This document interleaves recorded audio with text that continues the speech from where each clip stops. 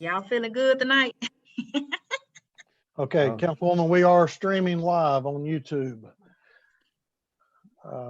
And I will wait just about another minute before we ask Miss Lydia to make us live in our Zoom meeting. I believe we are ready, Mr. Chair.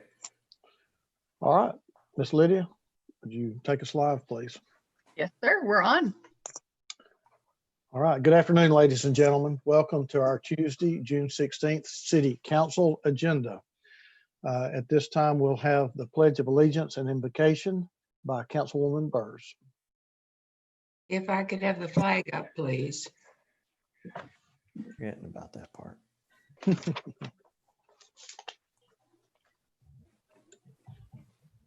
Ready I to go? pledge allegiance to the flag of the United States of America and to to the republic for which it stands, one nation under God, indivisible, with liberty and justice for all.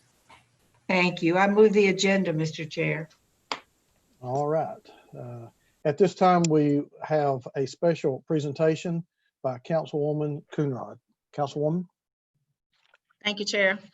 And I think I speak for all of us when I say this. Thank you guys for most definitely helping to get this a part of a resolution and as well as getting the proclamation done. And can we bring on Mr. Ricardo Mars?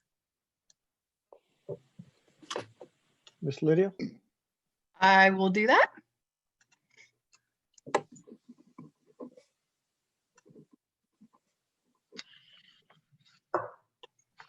And then also, before I read the proclamation, I just want to share the great work that Ricardo and I, we partnered with our state legislators, the Senate, and with the House of Representatives, and getting the ordinance on the book that's in legislation now to make Juneteenth a national holiday. And that's HB 1626 and SB 1829. It's been most definitely a great pleasure working with Ricardo and Yusuf Hakeem, Representative Parkinson, and everybody else in this. And it's my hope that, you know, our own city will move with HR to make it a paid holiday for our city workers as well. So with the proclamation, I read here the Chattanooga City Council proclamation. Whereas President Abraham Lincoln issued the Emancipation Proclamation ending slavery and the Confederacy effective January 1, 1863.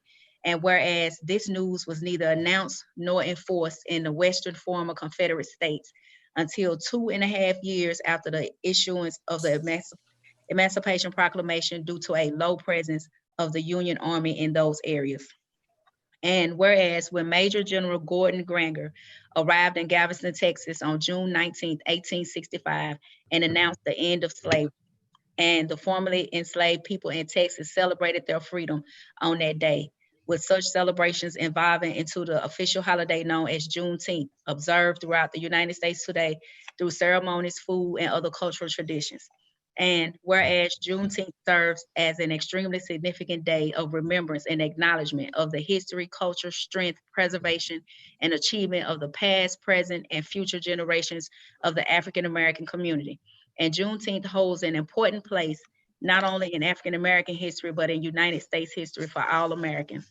And whereas local communities throughout the United States, such as Chattanooga, Tennessee, support the significance of Juneteenth and all that it ensembles.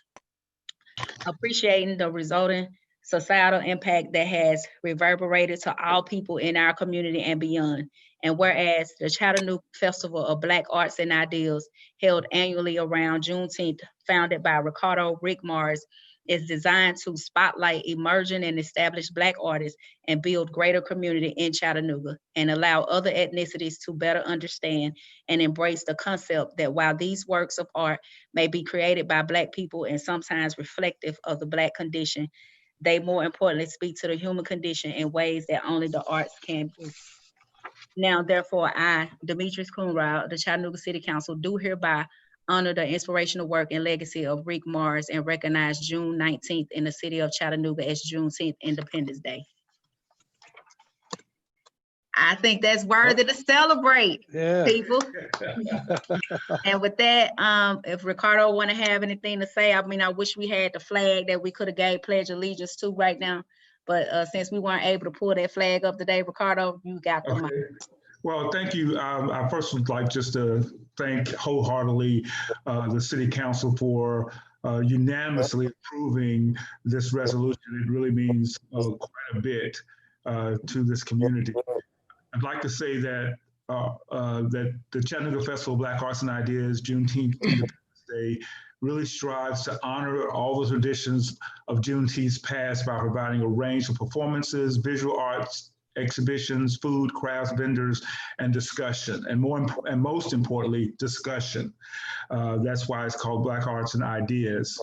Our goal is to educate all Chattanoogans that Juneteenth represents a historic triumph of the human spirit. And just as the spirit of Black people has not been defeated by centuries of slavery, oppression, and injustice, this year it will not be defeated by this pandemic. We will celebrate anyway. And as the Black community and our allies take to the streets to protest decades of police brutality and demand immediate justice in the name of George Floyd, Juneteenth must serve as more than a holiday, but it also must be a symbol and a movement that helps unite the Black community, pushes us forward. This year, we will be commemorating Juneteenth by demonstrating 155 RBG Pan-Africanism flags across the Walnut Street Bridge. And because you have passed this resolution, we were able to have that as part of our demonstration and joining with other groups in Chattanooga to celebrate Juneteenth, as well as demonstrate how it is very important to not just the Black community, but the world's community. So thank you very much again for passing this resolution. I really am looking forward to a bigger and better festival next year. Thank you, Ricardo. Thank you. Good work. Thank you. All right. Is that it, Councilwoman? That's it, unless anybody else got anything to say. Any comment from council? Great job. All right. Yeah. Very Great good. job. On the state level, I applaud you for your efforts, Councilwoman. That's a great accomplishment, getting those state officials to be a part of African-American history and the struggle that we've had to overcome and still overcoming. Okay. Thank you so much, Councilwoman. Okay, now at this time, what's the pleasure of the council on the minutes? Move to approve.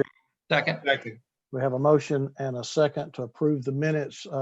Madam Clerk, roll call, please. Councilman Oglesby, Yes.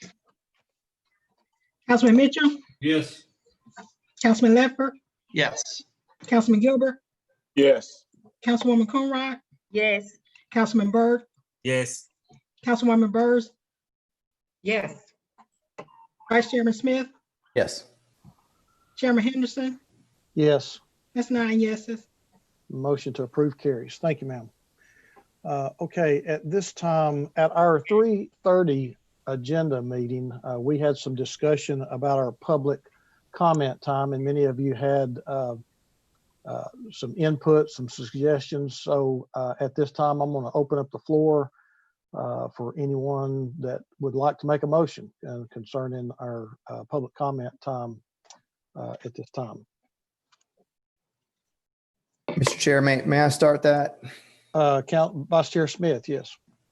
Just to confirm, right before the cutoff, we've got a total of 209 people that have signed up.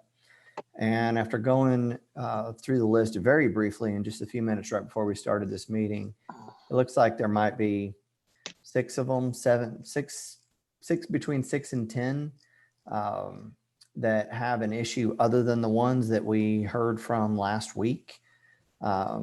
Many of the names, and just again, a quick scan, are the same ones that we did hear from last week, other than the ones that seem to be new with a different topic for this week. So I just wanted the council to be aware of that information before Sure. Anybody had comment. Okay, thank you. And I would ask that we would move these individuals that have something other than budget items to be moved to the top of the list. And we'll call Yeah. on those one at a time, yes? Yeah. Okay. Councilman Byrd.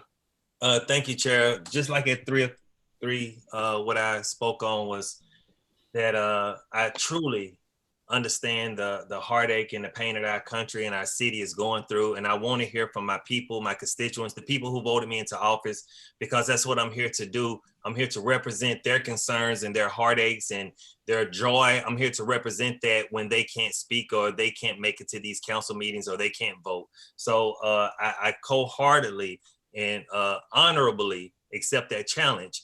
But once yesterday when we stayed here till 1:30 in the morning, and I seen the movement of the people that are behind this movement here in Chattanooga, how they created graphic designs of Pornhub saying that we got gangbanged by our constituents, when I thought that we were doing the honorable thing by listening to our constituents and saying, we receive what you're saying, we're understanding your pain, and we're here to listen to you. I just thought that was very childish and just not right. And so then afterwards, I heard chatter of, let's everybody get on there again and give it to them again.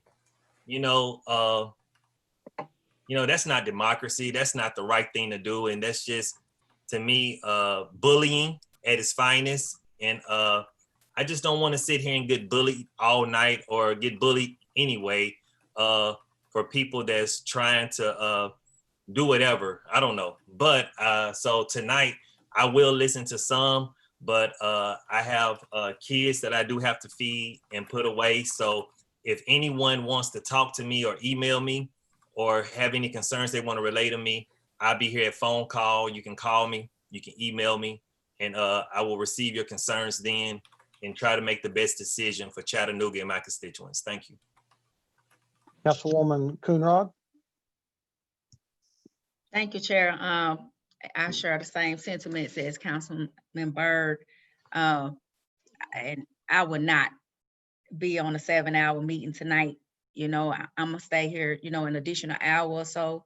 But any of my constituents that's in District 9, please call me, email me. It's the same process as before the budget, that you can reach me. If you want to have coffee on the porch, we can. You want to schedule a Zoom meeting, we can do that as well. However, you want to continue to dialogue about this very important issue here. So again, I will not be in a 7-hour meeting tonight. After we start the public comments for people to speak, to give you that opportunity, I'm here for that hour, and that's it. I'm not gonna miss another night of eating dinner with my family. I'm not gonna spend another night missing the opportunity to read a bedtime story or tuck them in the bed. Thank you, Chair. Is that a motion? Councilwoman Byrd. As I said earlier today, I really appreciated the input last week. Unfortunately, I didn't know until my colleagues told me about the crude comments that were made afterwards. That's unfortunate, because I didn't look at this as any kind of, I think your word was gangbang. What I looked at it was that you were getting your opportunity to speak, and I was happy to be part of that process in the public hearing. Since that time, many of you that live in my district have contacted me. I've met with you, particularly the people that didn't get an opportunity to speak, and I will continue to do that. However, if the spirit is one of crudeness and not one of healing, then I don't feel it's a process that I need to participate in. Mr. Chair, I will participate for at least an hour. Other than that, I'd rather participate with my constituents face to face. And I guess it saddens me that there had to be crudeness. I don't ever think democracy is crude. I think that was a poor call. Thank you. Mr. Attorney, I've heard some comments from council people to change our council rules. It's my understanding that we need a motion from the floor and a vote of at least of a majority of 5 to change our council rules to limit it if that is the intent of this council. Yes, sir. Pursuant to your rules of procedure that were adopted last year, the rules can be amended at any time by a majority vote of the council. If you're wishing to amend the rules as to public comment this evening to set a time limit on that, you can do so as a time, manner, and place restriction on the amount of speech that you hear. Okay, you've heard the attorney. What is the pleasure of the council? Councilman Ledford. Thank you, Mr. Chair. I'd like to echo the sentiments of my colleagues and also like to make a motion to suspend our rules and set our time limit tonight for public comment at 1 hour. Okay, we have a motion on the floor to set public comment time at 1 hour. Is there a second? I'll second that, Mr. Chair. And I would also like to recommend, due to the number of individuals, if we are going to limit to an hour, that maybe we also limit to 2 minutes so that we do get an opportunity to hear from more people. If Councilman Ledford would consider that as part of his motion. I will support that addition if you would. I'll take another second on that. Second.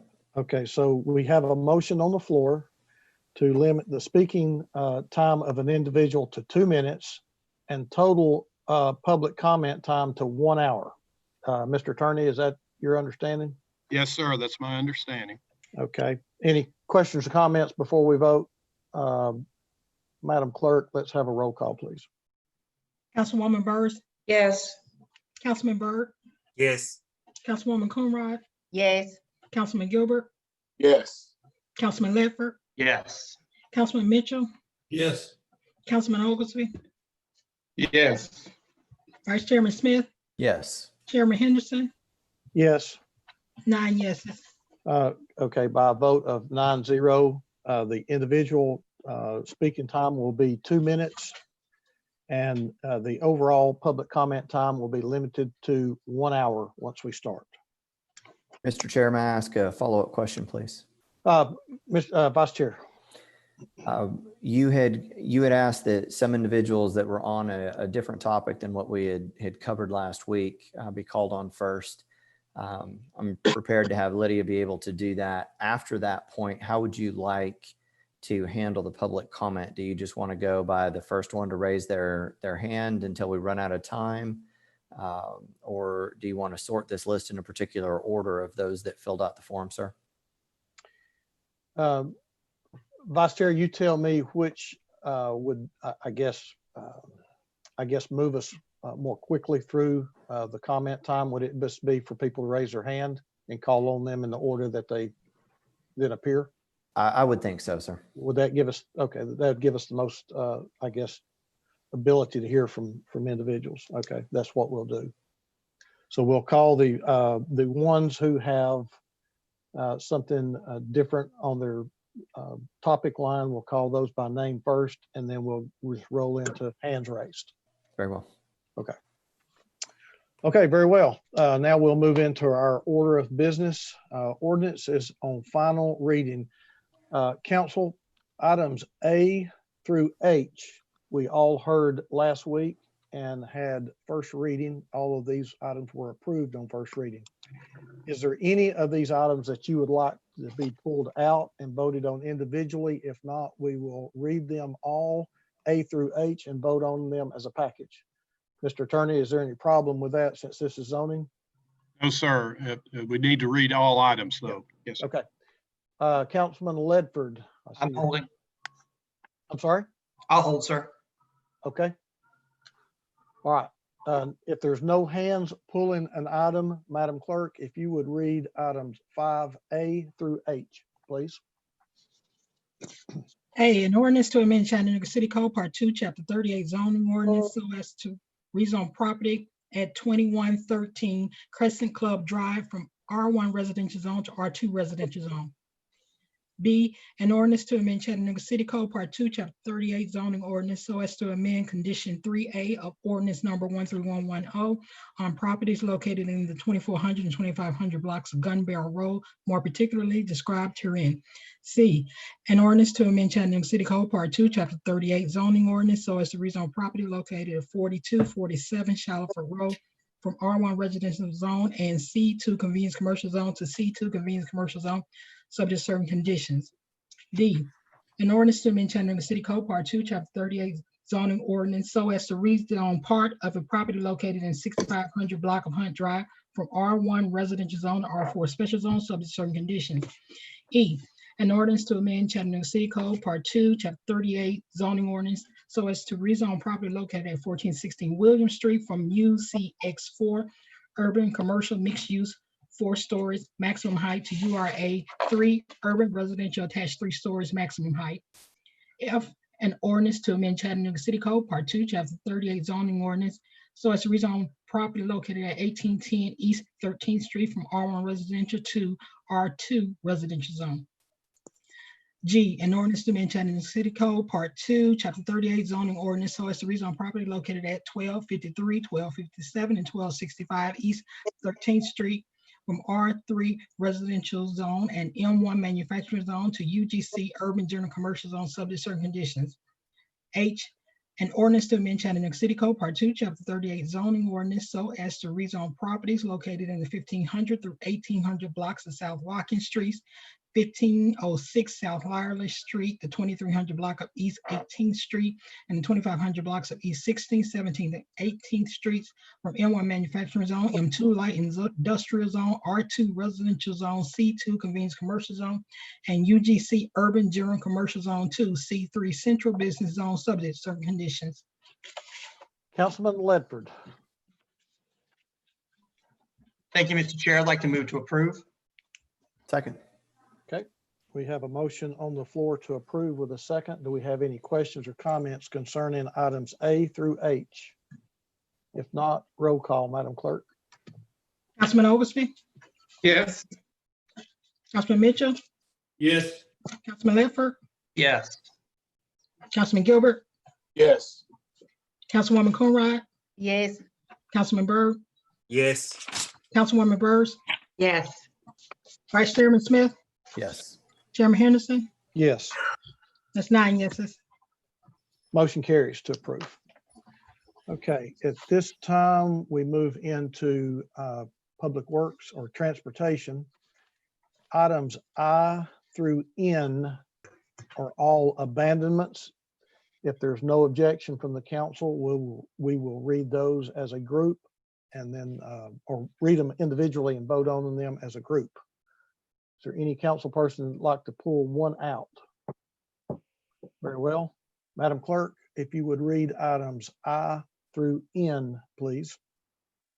Item I, an ordinance closing and abandoning the unopened 1800 block of Pine Street beginning at the southeast corner, tax map number 159 GD007, thence 300 feet northeast to the northeast corner of tax map number 159 GD009 as detailed on the attached map, subject to certain conditions. J, an ordinance closing and abandoning the unopened block of Pine Street at the beginning of the southwest corner of tax map number 155OH007, thence northeastwardly some 262 feet to the south of the 200 block of Ox Highway as detailed on the attached map, subject to certain conditions. K, an ordinance closing and abandoning partially the unopened 1600 blocks of Rossville Avenue and Reed Avenue as detailed on the attached map, subject to certain conditions. L, an ordinance closing and abandoning an unopened portion of the 2200 block of Fagan Street beginning at the southeast corner of tax map number 155AA016.01, thence northeast some 167.50 feet to the northeast corner of said parcel as detailed on the attached map, subject to certain conditions. M, an ordinance closing and abandoning the unopened alleys on the 1300 and 1400 blocks of Workman Road, a portion of unopened right-of-way on the 4400 block of Divine Avenue, the 4400 block of Walthall Avenue, and the unopened 1300 through 1500 blocks of East 44th Street, as detailed on the attached map, subject to certain conditions. Item N, an ordinance closing and abandoning the unaddressed block of 3rd Street beginning at the east line of the 2900 block of Rossville Boulevard, the unopened 2800 block of Watuga Street, and the unopened alley parallel to the 3000 block of Rossville Boulevard is detailed on the attached map, subject to certain conditions. Councilman Mitchell. Move approval. Second. Okay, we have a motion on the floor with a proper second. Do we have any questions or comments concerning items I through N? I see no hands. Madam Clerk, roll call, please. Councilwoman Byrd, Yes. Councilman Byrd, Yes. Councilwoman Coonrod, Yes. Councilman Gilbert, Yes. Councilman Ledford, Yes. Councilman Mitchell, Yes. Councilman Oglesby, Yes. Vice Chairman Smith, Yes. Chairman Henderson. Yes. It's 9 yeses. Motion to approve carries 9-0. All right, Madam Clerk, we go to ordinances on first reading. Let's read item 6A, alternate version. An ordinance hereinafter, also known as the fiscal year 2020 through 2021 or operations budget, providing revenue for the fiscal year beginning July 1, 2020 and ending June 30, 2021, appropriating same to the payment of expenses of the municipal government, fixing the rate of taxation on all taxable property in the city, and the time taxes and privileges are due, how they should be paid, when they shall become delinquent, providing for interest and penalty on delinquent taxes and privileges, amending Chattanooga City Code Part 2, Chapter 2, Section 2, 267, relative to paid leave for active duty training, and to amend Chattanooga City Code Part 2, Chapter 31, Sections 3136, 3137, 3141, and 3143, Sections 31,322, and 31,354. Councilwoman Burrs, followed by Councilman Mitchell. Move approval, sir. Second, Mr. Chair. We have a motion on the floor to approve alternate version A with a proper second. Questions, Councilman Ledford? Thank you, Mr. Chairman. Lydia, can we see if Chief Roddy's on available, please? Yes, sir. And also Miss Sullivan. Okay. Chief Roddy is on, and I will bring him up.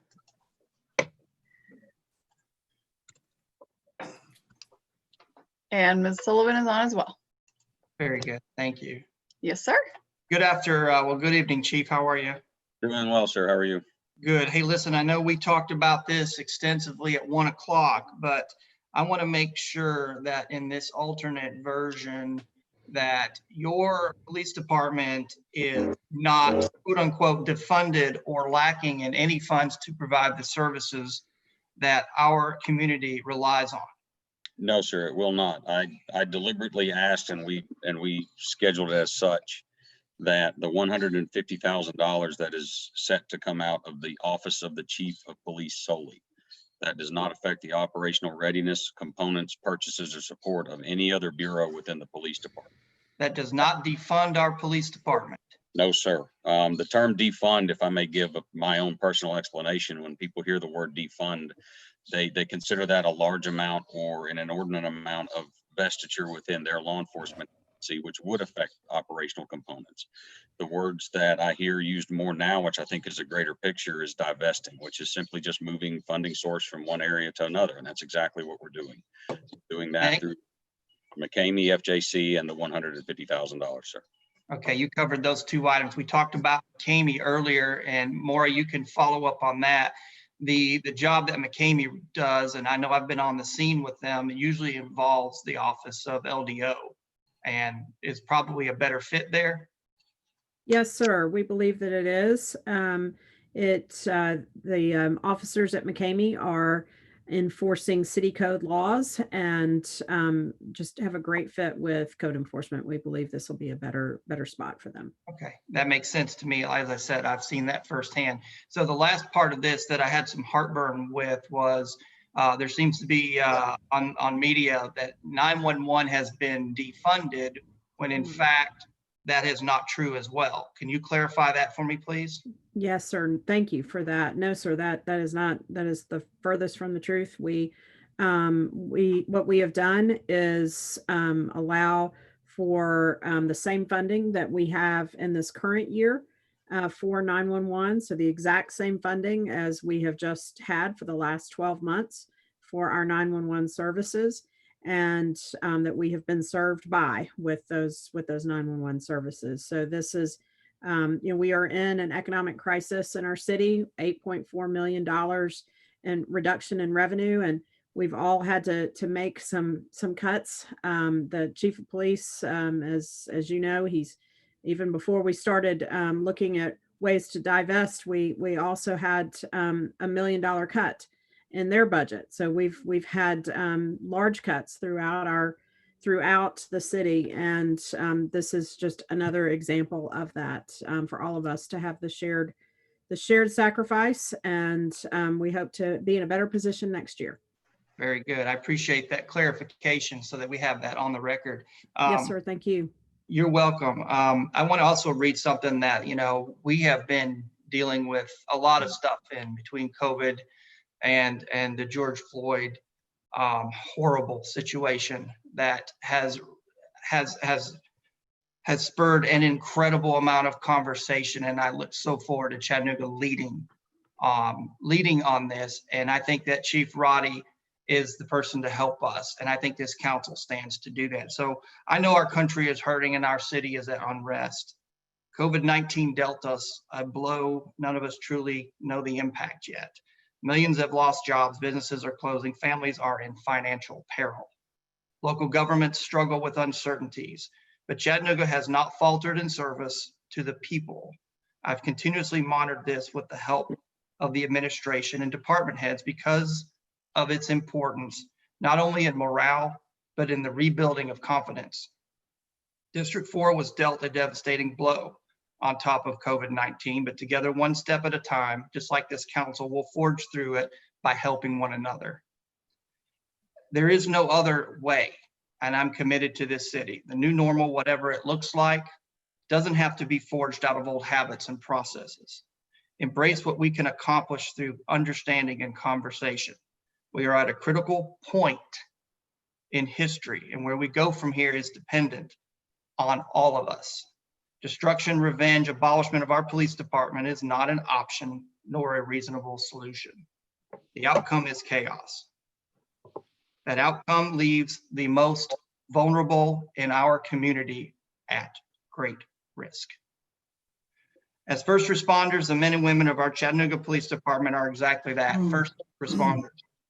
Many of you may not know the stories year after year of what it means to be a first responder to all citizens of Chattanooga.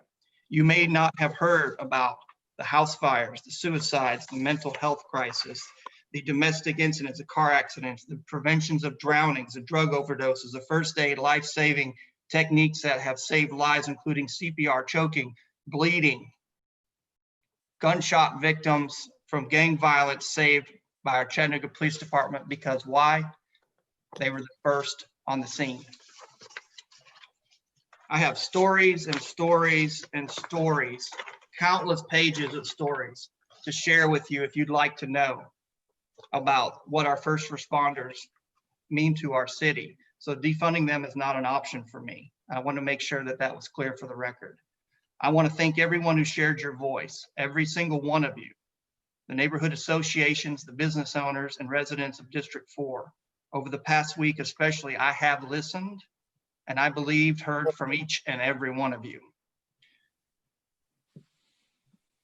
I thank the men and women of the Chattanooga Police Department for being there first to help us all when we need it.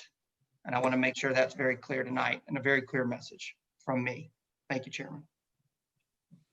Thank you, Councilman Ledford. Before we move on to Councilman Byrd and Councilwoman Coonrod, do you have anything, does anybody have anything for Chief Roddy or Ms. Sullivan?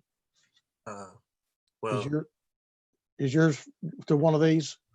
some of it's for Chief Roddy, sir. Okay, all right. Councilman Byrd, go ahead then. Thank you. Just want to say, Chief Roddy, I looked over your budget, and thanks for the information that we had today. 71 million does seem to be a very, very, very large number in the eyes of people that that see that, we have very low budgets when it comes to YFD, Carter, and things of that nature. When it comes to economic and community development, the numbers are staggering. And, I wish at some point, wishful thinking that maybe the budget could be cut, 71 million to 2 million, and we had Barney Fife and Andy Griffin running our city. That would be the most amazing thing in the world, to just have those two looking over our city of Chattanooga. But that's not our reality. That's not what this is not the movies. We live in a real world, and we have to deal with real situations. And I noticed earlier today you said 600,000 plus interactions with people over the year, 304 or 5 complaints of maybe excessive use, if that's just touching her or something of that nature. That's 304 is too many, but that's still understandable, when dealing with the types of things that you guys deal with. I seen where businesses closed down and said that they wasn't going to open if we didn't defund or do things of that nature or divest. And it's sad to see that you would close down and lose money instead of hiring these young Black and brown kids that live in Avondale, East Lake, Eastdale. I would rather you give one of those kids a job instead of shut down. So whoever the leadership that told you guys that would be a bold statement is saying, hey, would you please hire one of these kids from our community to just make a little extra money? So I think that would have been a bolder statement to do. But we all have decisions to make. And listening to my constituents and to my people, I also was asked to say, hey, could we defer it for a week to give people the understanding to where they can come in and ask our Carter, hey, what is the plan for Carter? Lisa told us not a 2020 plan, not a 21 plan, 22 plan, but her short-term plan was 2023. That was her short-term plan. And no one has sat down to just talk to her on how that looks and how that money is going to be implemented. And I haven't seen any financials to where people are saying we needed more funding for Carter, how that looks.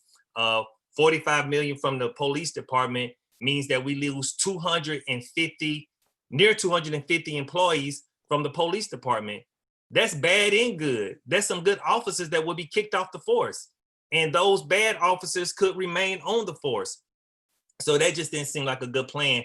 Talk to Coach Jennings at YFD. Coach Jennings, he stated that people have not sat and talked to him or Greta. And I asked you people that's on live, people that's activists, people that's doing stuff. Do you know Coach Jennings? Do you know Greta? Do you know Jason? Do you know these people? Have you sat down and talked to them about the plans and implementation of services that you want to see? Do you know about the family empowerment? Do you know about these things? Have anyone educated you on what the city is doing already and how much more is needed? And if you do have a plan, why have you not submitted that plan to Coach Jennings, Greta, or Jason? Why have you not submitted your plans to Lisa? Why this plan has not come? That's because a lot of it is just shooting from the hip. So I just want to thank you guys and the staff for doing the work that you're doing.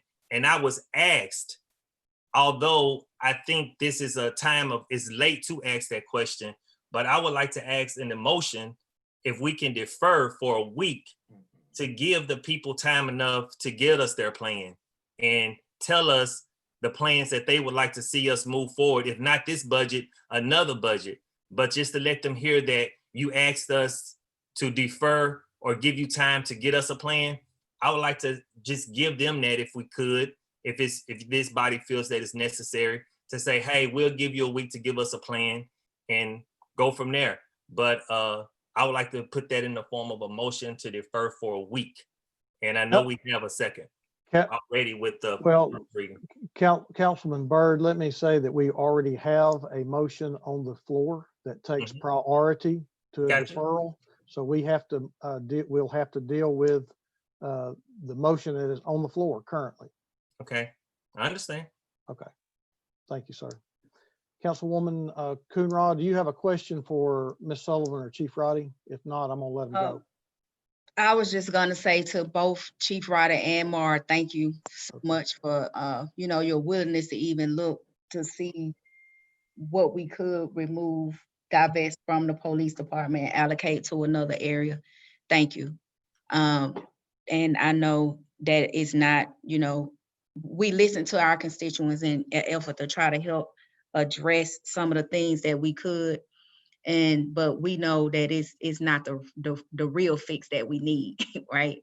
And we can take this whole budget and say, you know, we're gonna slash it half. It still won't change the structural and institutionalized racism. And that's, we've lost focus of it. This protest has lost focus on what it is and what it needs to be. And it's such a shame that it's been that way. But I just wanted to say, I personally thank you guys for all of your willingness to do and go beyond. But I do want, you can let them go now, Chair, if you want to, but I just want to speak to. Miss Lydia, could you go ahead and excuse Miss Sullivan and Chief Roddy? Yes, sir. Thank you, Council. So when I just want to say with the participation, this is why I brought up the fact that what our charter say, that with the council and the mayor, like we're supposed to have a hand in participating in it. Hopefully that, you know, more council people feel the need that we can participate in the budget process. It's been a whole year that the budget, you know, they have the work on the budget, and we only get 30 days to make a sound decision to pass it or, you know, vote against it. Our constituents have had, I feel, a lot of opportunity to be involved in the budget process. We've practically begged them to, hey, share your thoughts. What would you like to see? And with the participatory budget process, or what we've deemed it, so how many people were showing up? And they had these in everybody districts that were accessible. It was accessible for people to get to. Free transportation. People just weren't showing up to have the input, and the people who did show up, they came out. You got the reports. We saw the reports. They said public safety was their number one thing that they wanted for funding to go to. Not just in my district, but in everybody else's district as well. So for me, I don't agree with tabling it. We've been protesting all this time, and somebody, whoever been organizing these protests, you had your opportunity to create a plan then. We have to stop as people, in particular Black people, we gotta stop reacting and start being proactive. And we gotta get in the fight ahead of the time to say, these are the things that we want. But then how do you do that when you tearing down your Black leaders that you got, that's elected to serve you? When any and everything that we do, it's not gonna satisfy the 7 Black people that's over the protest. So for me, I'm gonna vote for the budget to move it. I don't know how everybody else is voting, but I'm gonna continue to speak that, you know, we have to take personal responsibility when it comes to the Black community. And for me, we've heard time and time again what the issues are when it's dealing with this beast or this systemic racism, and how we gotta fight it. But I'm gonna add how we're gonna add some leverage to this thing is that we, and I'm speaking specifically to Black people, and there may be some people mad, but I'm on a mission to make things more positive and systemic for us, such as becoming a homeowner, such as working a job, those kind of things, economic mobility, taking care of our families, looking in our communities and changing things one block at a time, opening businesses and supporting each other. That's how we make changes. Okay, if we constantly as Black people coming to the government saying you need to take care of me, we're just going backwards at this point. We're going backwards at this point. Personal responsibility. I'm gonna keep preaching that, and I ain't no preacher, but I'm gonna keep repeating it over and over and over again. It's time out for excuses. I hear what's going on. I see what's going on. I'm just as frustrated and angry as anybody else. And I'll add this, I've lived it. I've had my own personal battles with the police department. I've been a slave in the system, the federal prison. I've been there, done that. When I came out of those walls, it was nothing handed to me. I had to work hard for everything that I can accomplish. Now, and it's more people who lived in poverty who've made it. Look at Donna Williams. She come from the West Side. Look at Coach Jenny. Look, everybody who done risen above that. It can be done. And if we're gonna continue to enable Black people I got an issue with that. It's no more excuses. We can do better. We will do better. And together we'll make conditions for Black people much better. But the fight isn't against the Black leaders that's trying to work hard for our community. That's gotta stop. We all in this together. If we want to see our city go into another direction, it's time for that protest. We change direction. It's time to transition now. But that's all I gotta say. Thank you. Thank you, Councilwoman. Is there any other council person that would like to make a Mr. Chair, I comment? would like to. Vice Chair, go ahead. Thank you, Mr. Chair. So much has been said by my colleagues and all day long in meetings that we've been in and hearing from Chief Roddy and so many people. And Councilman Byrd touched on it a little bit, but just simply hearing of the hundreds and hundreds of thousands of interactions our officers in Chattanooga have had with the people. And Chief Roddy said that there were 305 use of force reports filed. Now, that's the police filing them, not people. That they've had to file 305 use of force reports in all of 2019. And in all of those reports, only 19 complaints for use of force were filed out of all of that. Hundreds and hundreds of thousands of interactions between officers and citizens in the city of Chattanooga. So we all know there's a lot more good officers than bad. But to vilify all of them for what a few have done is just not right. It doesn't make sense. Our officers over the years have proven time and time again that they stand with the citizens, not against them. And I intend to do the same for them. So tonight, I haven't seen anything that made me think that defunding or even divesting from the Chattanooga Police Department is going to change anything by snapping fingers and just moving money somewhere else and suddenly things are going to be better. We heard from all the services that we've heard from citizens where they want the money. They don't even know how to spend it. There's no plan there. They don't know why the money would be put in those areas. This is one of those things that we have asked since the day many of us got on council. When we hear from the people wanting to be part of the budget, every single year after the budget passes, we do our own citizens participatory budgeting. We've done it for years. People don't show up. They don't show up until right before the budget, which is what we're seeing once again. So please, everybody who really wants to be a part of this process, don't wait until now. Come and be a part of it the entire time. There is always more that can be done. There is more that many of us, all of us, are willing to look at to be done. The administration as well. It's not that we don't want to. It's not that we think that more funds couldn't be used elsewhere. Of course they could. It's about ensuring that the way those funds are used properly for everybody.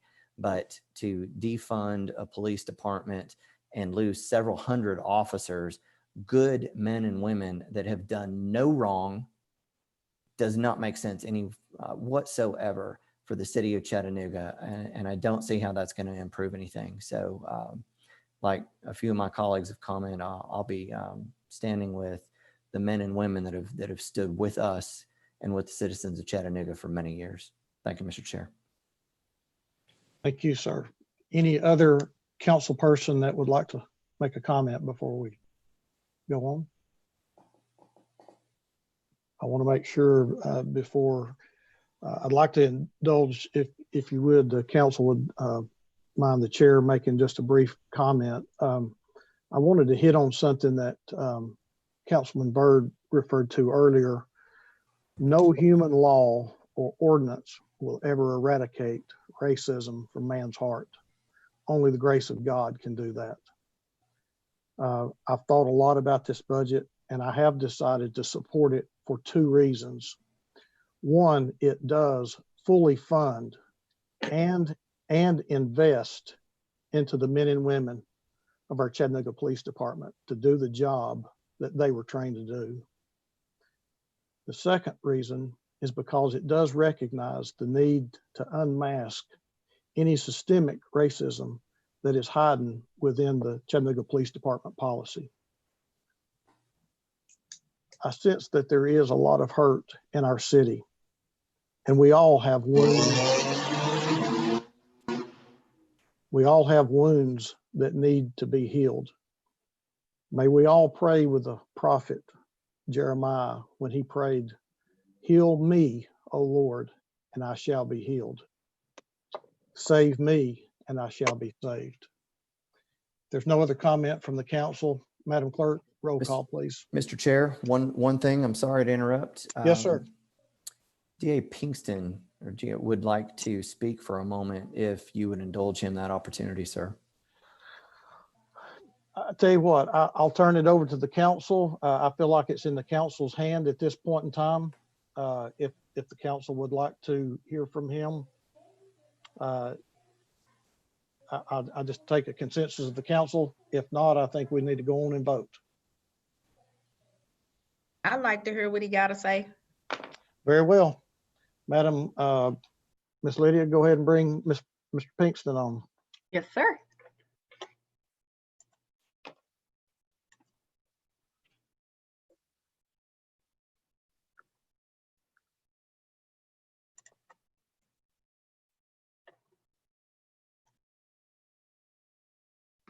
Mr. Pinkston? Hello, how are you? I'm very well. You have the floor, sir. Sorry for my appearance. I've been out doing yard work, but I knew this was very important. I realize that across this nation right now, there's a whole lot of unrest and desire to be heard about things. And I will say this, in working here in Hamilton County in the DA's office now for almost 17 years, if you are unaware of the African-American community's displeasure with police brutality and violence, then you've either been putting cotton in your ears or putting your head in the sand. But so we are very familiar with that in the DA's office. We have a community organizer who reaches out to help people with expungements and jobs, and she's called on quite often. We have victim witness coordinators who help victims of not only violent crimes, but all kinds of crimes navigate the criminal justice system. But as I hear these calls to defund the police, and people will say, just because you're the DA, most likely you support law enforcement, this, that, and the other. But you have a very progressive police chief in the city of Chattanooga. And when times come, and I can't speak specifically about cases, but I've referred a number of cases to the Department of Justice that are currently under investigation for departments across this county. And so your current chief understands that if police brutality occurs or wrongdoing occurs, it can't be overlooked or pushed under the rug. And we're trying to do that. The problem is that the Department of Justice takes their time to respond to requests for investigation. Last year, I wrote a letter to the governor of the state of Tennessee asking for a statewide task force to investigate police shootings, i.e. police brutality, because the resources for those are very limited. We are unique here in Chattanooga and actually very proud of how the sheriff or the city investigates that, but they need further resources. And the bottom line is that just like the prosecutor resources or public defender resources, if we were to defund the police department, the city police department in any capacity, you are going to hear waves and cries from this whole city community about the impact that it has on them. Because I will say, and I will say this very publicly, if anything, the police department needs to be funded more. You could start with officer salary and pay to keep them longer. You could talk with dealing with the bridge plan that they have and officers after 25 years who want to stay in the police department and serve this community that can't, or not necessarily can't, but from a financial standpoint, it doesn't make as much sense as retiring. And the problem you have with that is that you have this whole bank of knowledge of how to deal with the community, how to investigate crimes, and that all evaporates and goes out the door when someone retires.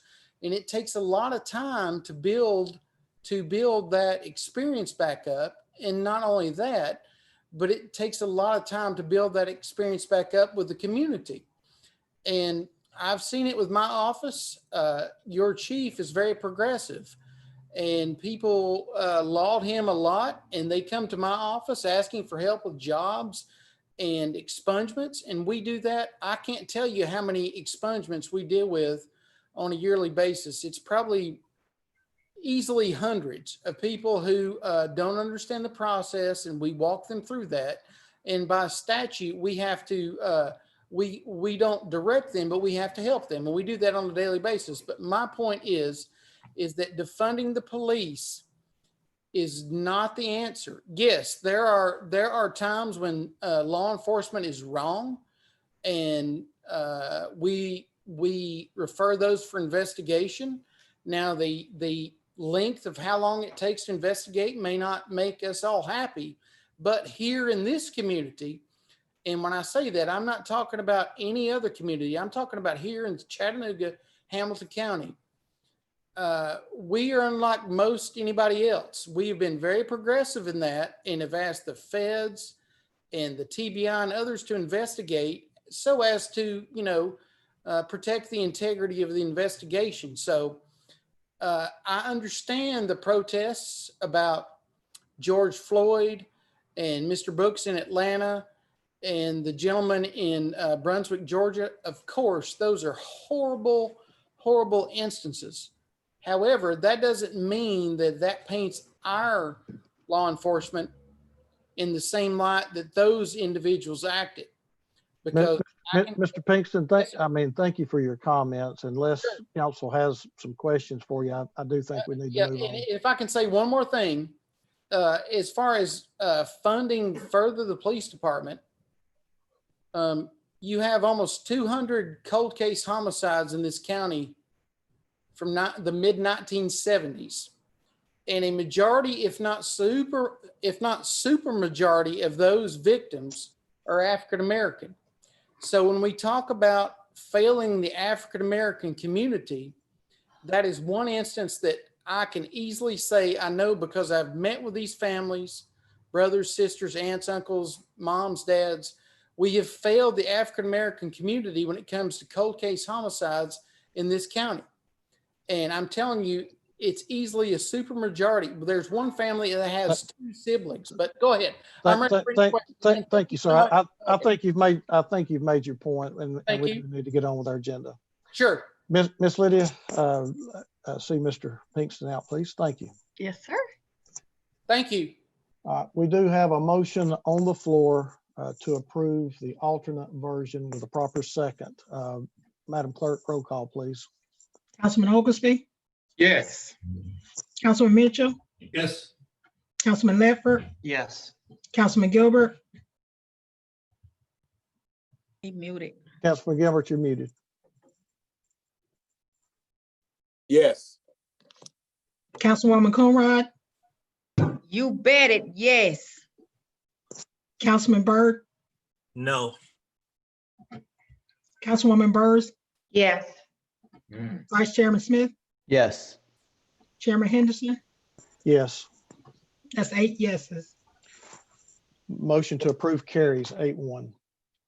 Now, Madam Clerk, if you would move on to item 6B, please, the ordinance under alternate version.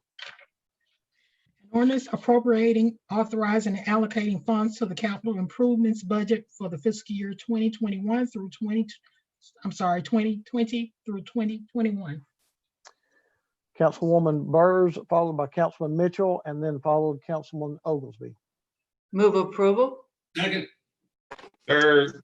Okay, we have a motion on the floor to approve the alternate version with a proper second. Any questions or comments? Roll call, Madam Clerk. Councilwoman Burrs, Yes. Councilman Byrd, No. Councilwoman Conrad, Yes. Councilman Gilbert, Yes. Councilman Ledford, Yes. Councilman Mitchell, Yes. Councilman Oglesby, Yes. Vice Chairman Smith, Yes. Chairman Henderson. Yes, That's 8 yeses. motion carries 8-1. Madam Clerk, now, if you would, C, please. 6C. An ordinance to amend Chattanooga City Code Part 2, Chapter 38 zoning ordinance so as to amend conditions 2, 3, and 5 of ordinance number 13187 for property located at 4905 Central Avenue, more particularly described herein. All right. Yeah. Councilman Oglesby, do we need to have a presentation on this? Yes, Mr. Chair, we sure do. Okay.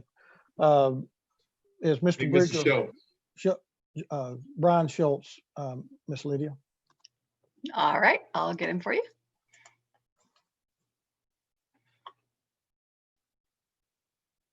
You want a full presentation and then applicant and opposition, Councilman? Is that what Yes, you'd like to yes, say? I do, Mr. Chair. Okay, all right. Mr. Schultz?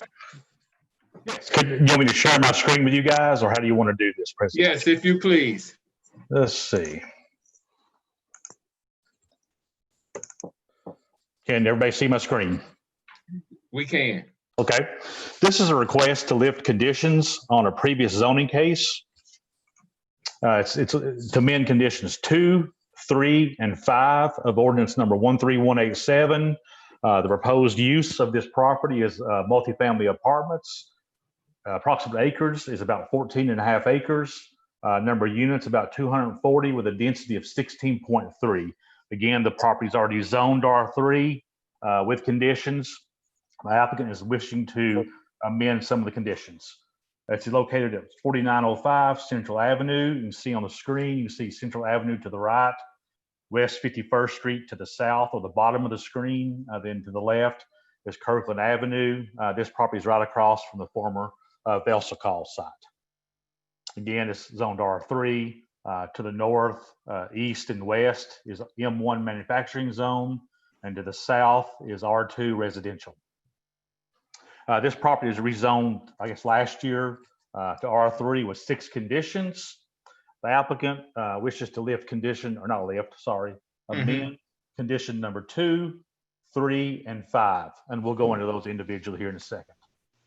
This is condition number 3.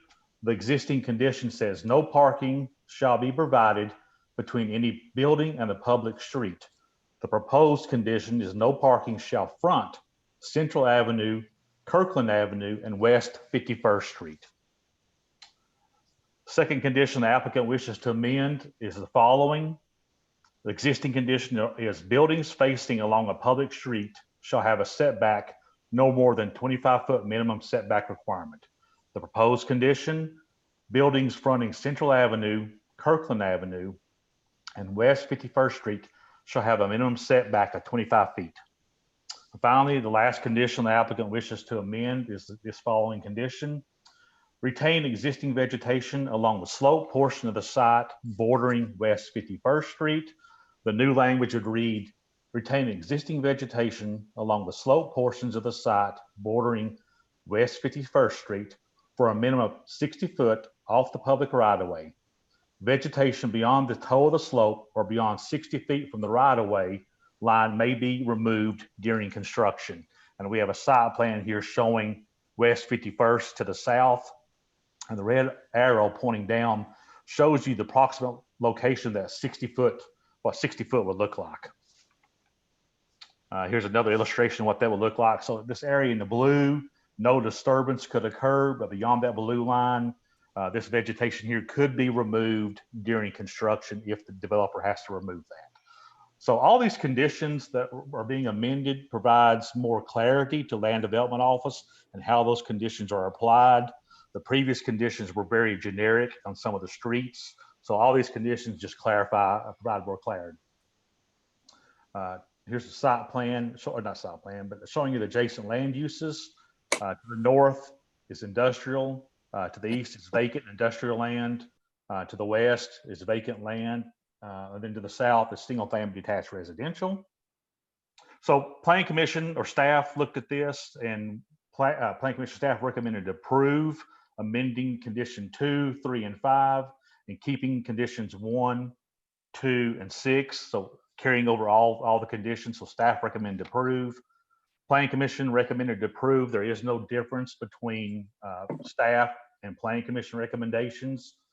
There was opposition at Planning Commission, and I think the opposition was here last week at City Council. So the case was deferred for a week for the applicant to meet with opposition. I believe that happened yesterday with the applicant. And from that, the applicant has proposed for alternate version. I'm not sure if the alternate version is on your agenda for tonight. So it tweaked some of the language, and I'll go through those if you want me to real quick. Condition number 1 stays the same. The project shall complete a transportation impact study, approve a CDOT, and comply with the noted aspects related to transportation access and circulation for the development. Condition number 2, no change. No parking shall front Central Avenue, Kirkland Avenue, or West 51st Street. Condition number 3, there is some modification to this, and that's shown in the white on the screen. Buildings fronting Central Avenue and Kirkland Avenue shall have a minimum 25-foot building setback, and West 51st Street, which is the street to the south, shall have a minimum 60-foot setback. Condition number 4, there's no change. Internal sidewalks shall be provided to connect from buildings to sidewalks on Central Avenue. Condition number 5, there are some tweaks to this condition that is shown on the white. Retain existing vegetation along the slope portion of the site bordering West 51st Street for a minimum of 60 feet off the public right-of-way of West 51st. Vegetation beyond 60 feet from the right-of-way line may be removed. A total of, this is where a lot of the change occurred, a total of 70 evergreen trees being a minimum of 2-inch caliper, and evergreen shrubs being a minimum of 15 gallon in size, and that reach a minimum mature height of 15 feet, shall be planted and maintained within 80 feet from the public right-of-way of West 51st Street. No one tree or shrub species shall constitute more than 40% of the proposed plantings. And finally, condition number 6, no change. No building shall be taller than 3 stories. That is the request. So you have the staff version and PC version are the same, and then the alternate version did tweak a little bit based on the public meeting that was held by the applicant. And I'll answer any questions you may have. Councilman Oglesby, do you have any questions, or does the council have any questions for Mr. Schultz at this time? I do, Chairman. I don't know if you can see my hand or not. It's not showing up at this time. I mean, I can see your name, but. Okay. I have a question for staff. Okay. Yes. Councilman Ledford. Thank you. Brian, when we went over this in Planning Commission, one of the questions that I found important was that when clarifying the conditions actually gives the Office of LDO the enforcement tools they need to make sure that these conditions are enforced, 1, and 2, makes very clear what happens to that 60-foot buffer.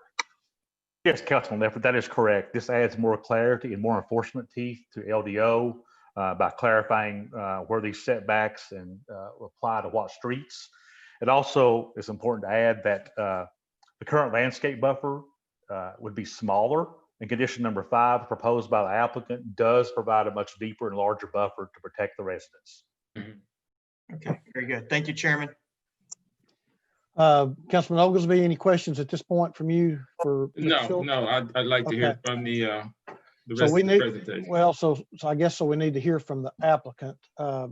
Yes. Mr. Vice Chair, Mr. Schultz, who is the applicant? For should be Mike Price. Oh, okay. Could you bring in Mike Price, Vice Chair? Or I'm sorry, Miss Lydia. Yes, sir.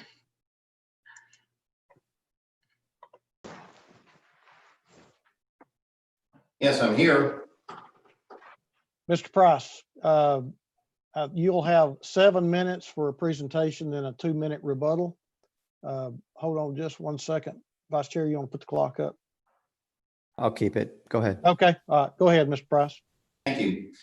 So as was mentioned before, we did have a neighborhood meeting last night. There were some 25 plus individuals in attendance.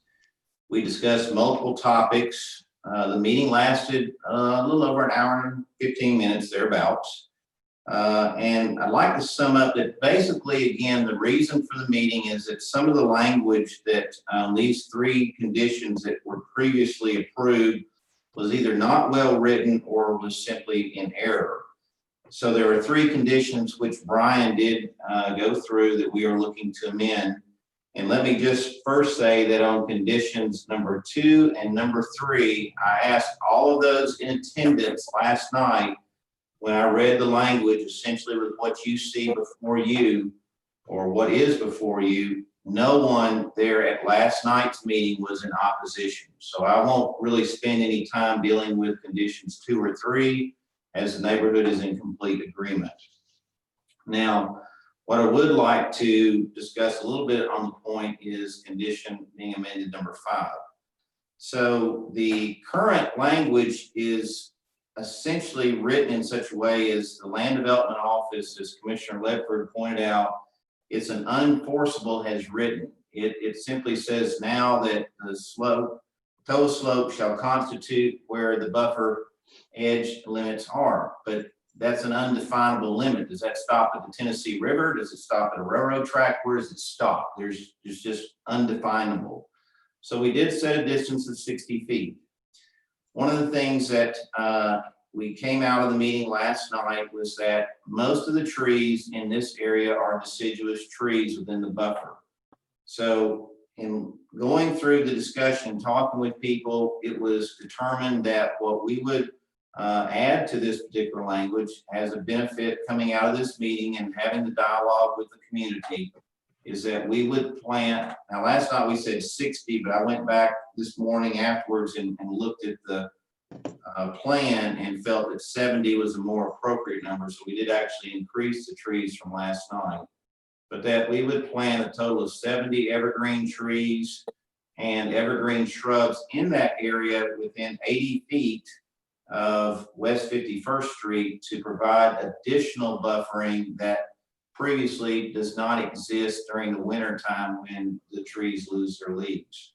So there was much discussion again last night on items that were out of our control, talking about whether or not there's a need for the apartments, whether or not the plan is appropriate for the area and things such as that. Those are all items that I guess those decisions essentially have already been made back in 2017.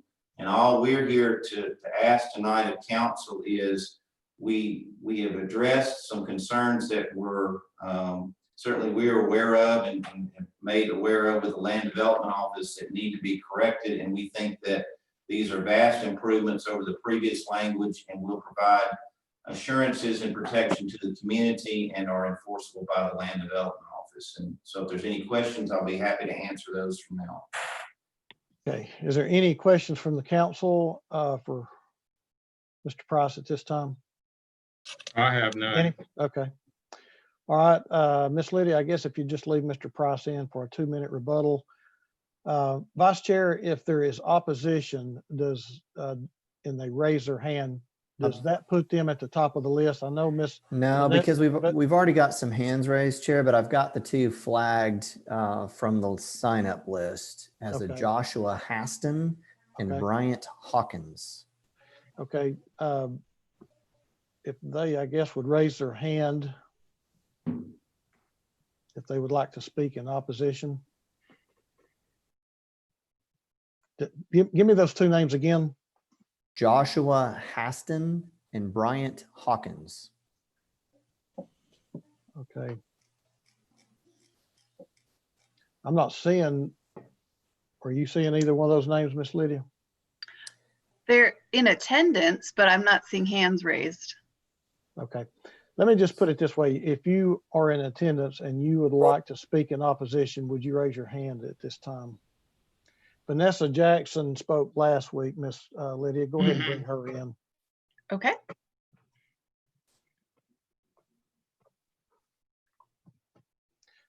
Okay, Miss Jackson, you Yes. have a total of 9 minutes. Good evening, City Council. Thank you so much for allowing me to speak again. on this week. We did have a very spirited meeting on last night. As Mr. Price mentioned, there were about 25 to 30 people there.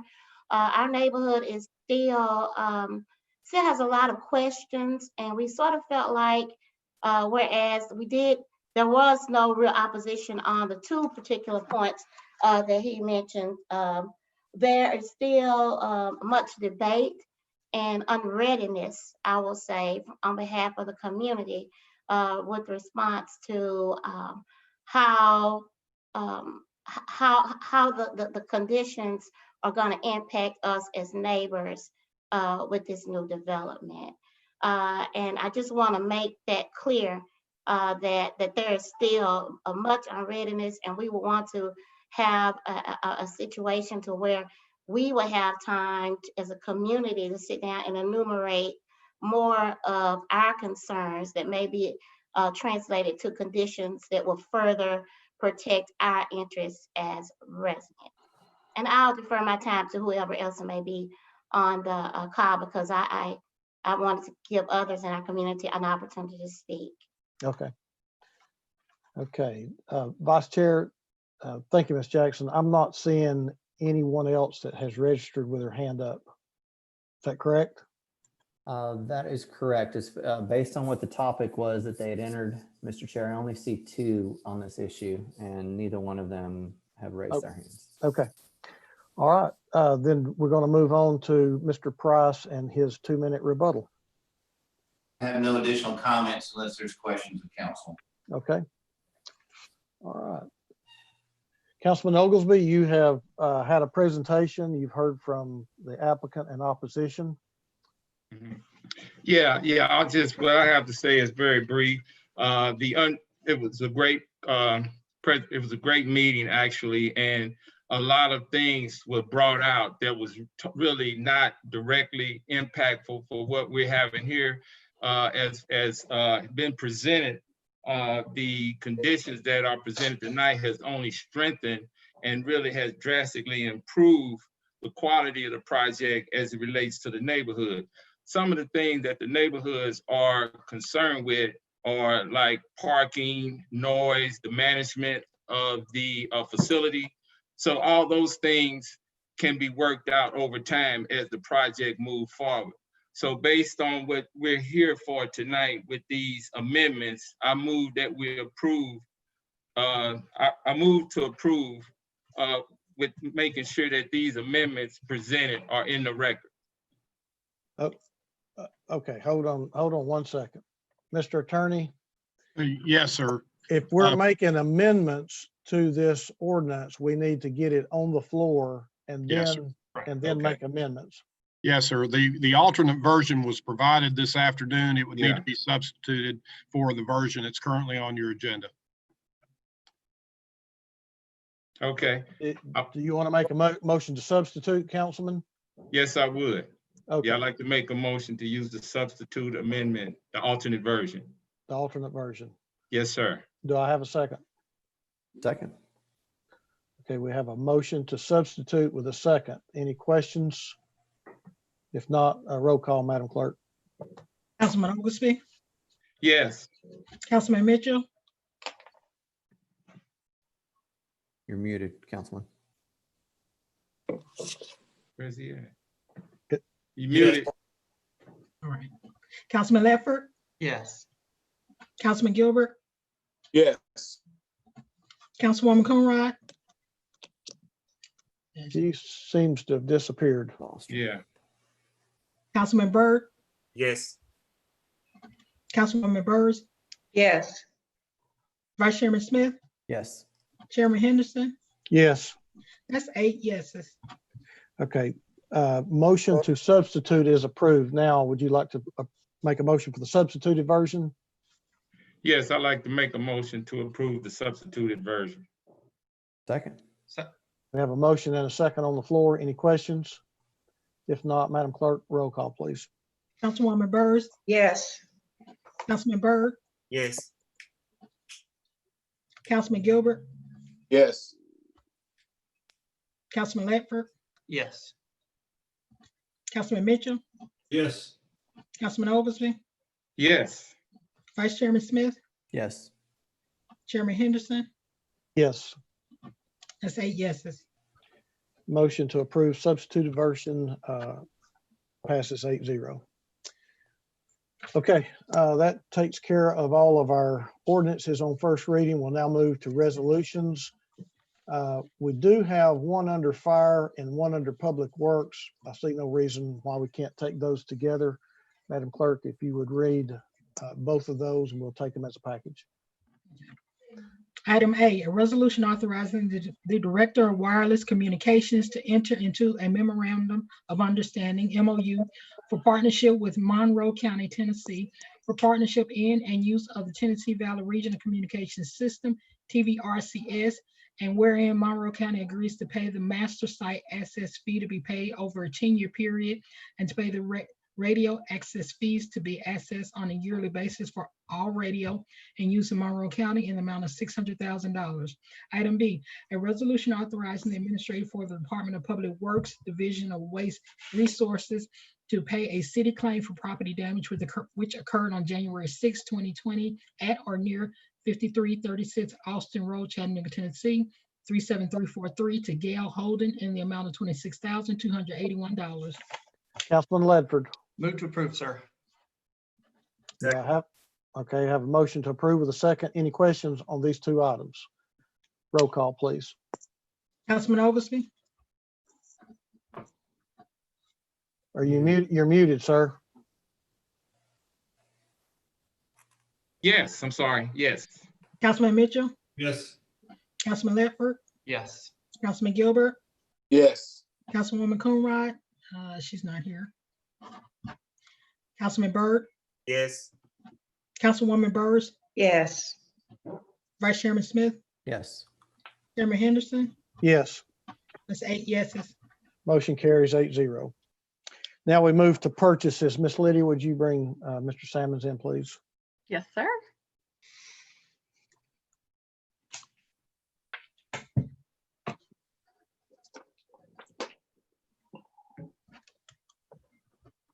Hey, good evening, Mr. Sammons. Good evening, members of council. How are you? Good. Good. We have several new purchases for your approval and 2 emergency purchases for your information.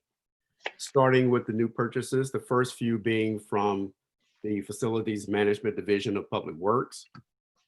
First item being Building Automation Systems Installation and Service, being awarded to Electronic Controls Incorporated for an estimated annual cost of $130,000. The next item for plumbing services.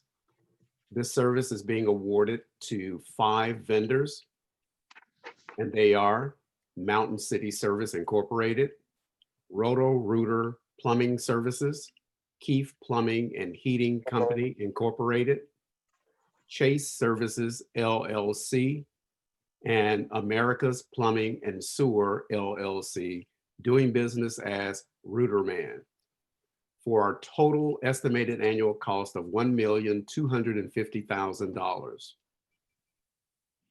The next item is for paint and paint supplies, being awarded to 2 vendors, and they are PPG Architectural Finishes Incorporated and Sherwin-Williams Company, for a total estimated annual cost of $90,000. Next, from Fleet Management Division of Public Works, we have the purchase of a Ford F-550 crew cab, 4x4 cab, and chassis swap, being awarded to MHC Kenworth of Chattanooga for an estimated annual cost of $49,845. From the Parks Division, excuse me, of Public Works, an ADA compliant kayak launch and courtesy boat dock, being awarded to Shoko Incorporated for an estimated annual cost of $41,649.04. From the Citywide Services Division of Public Works, we have the purchase of gloves, being awarded to 2 vendors, And those vendors are Roll Aid Industrial Supply and D&T Specialties for an estimated annual cost of $25,000.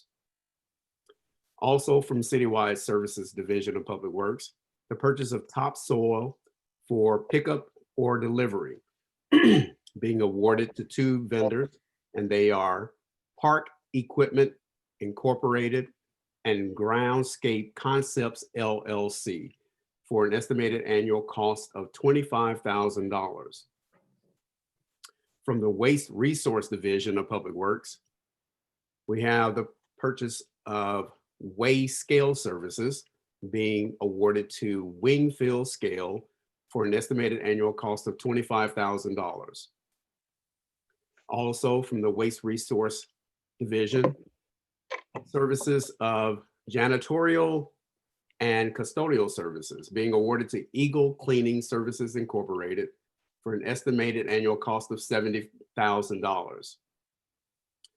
Also from Waste Resource Division, the purchase of liquid oxygen being awarded to 2 vendors, and they are Madison Tri-Gas Incorporated and Air Gas USA LLC for an estimated annual cost of $130,000.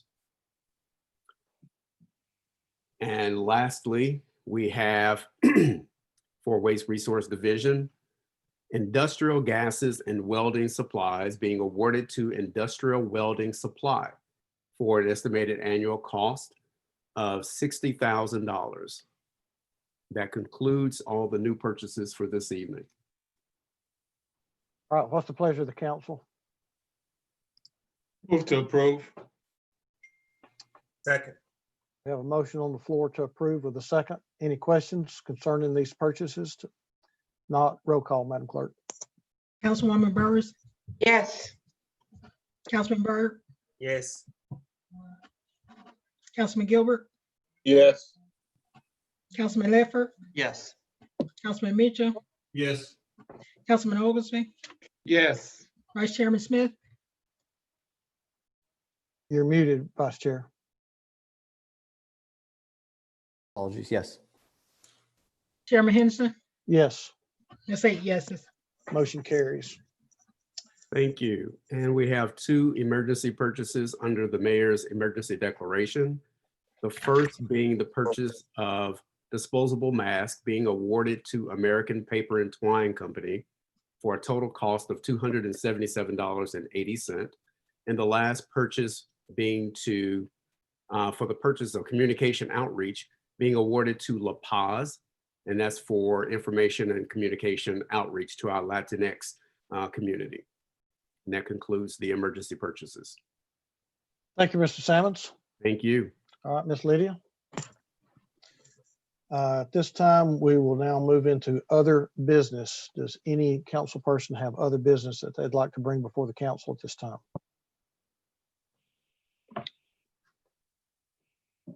Okay.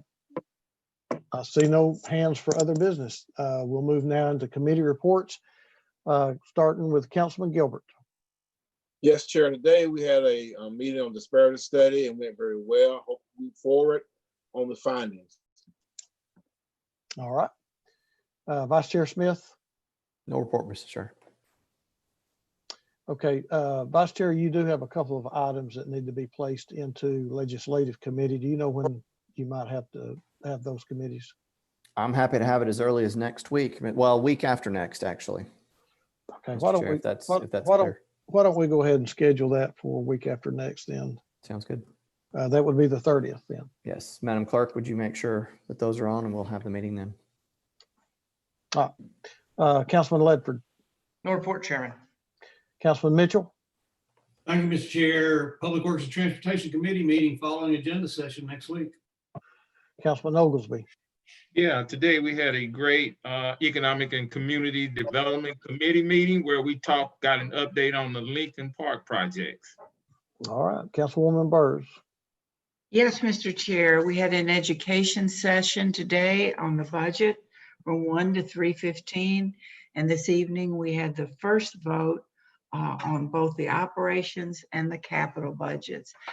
We're still trying to determine whether or not next week there's a need for an education session at 1. And I will be polling the council on that. Thank you. Okay. Councilwoman, thank you for all your hard work on budget education. You've done a great job this year. Thank you, sir. Councilman Byrd. Thank you, Chair. No report at this time, but if I may ask Attorney Phil Noblet, could we talk tomorrow about legislation about the oversight board giving it more teeth through the state? Sure. Yes, sir. Thank you. Yes, sir. I'm available. Just give me a call. Yes, sir. Yes, sir. Councilman Byrd, do we not have on the schedule when we do the overview for the Citizens Review Board? That's on the 30th that we will have that information doing committee, safety committee. So yes. Public Safety Committee. Okay, Public very safety. well. Yes, sir. All right, thank you. Okay, now we move into the section or time of our agenda where we recognize persons wishing to address the council. And as voted on by the entire council earlier, we have allotted a 1-hour time slot, and it is by my watch 7:30. So we will go until 8:30 or until there's unless we run out of hands.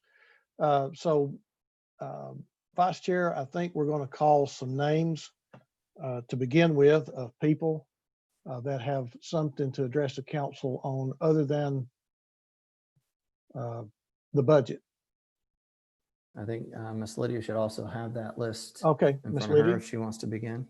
if you'll call a name and then whoever's on deck. I have Olivia Oluboden first. Okay. If you, Miss Olivia, if you would raise your hand and followed by who? She is followed by Tiffany Rankins. Miss Tiffany Rankins, if you would raise your hand as well. Okay, I see Miss Rankins already. If you would move her over while we're waiting on Miss Olivia to raise her hand. And Miss Olivia doesn't even seem to be in attendance. Very well, we'll take her off. Okay.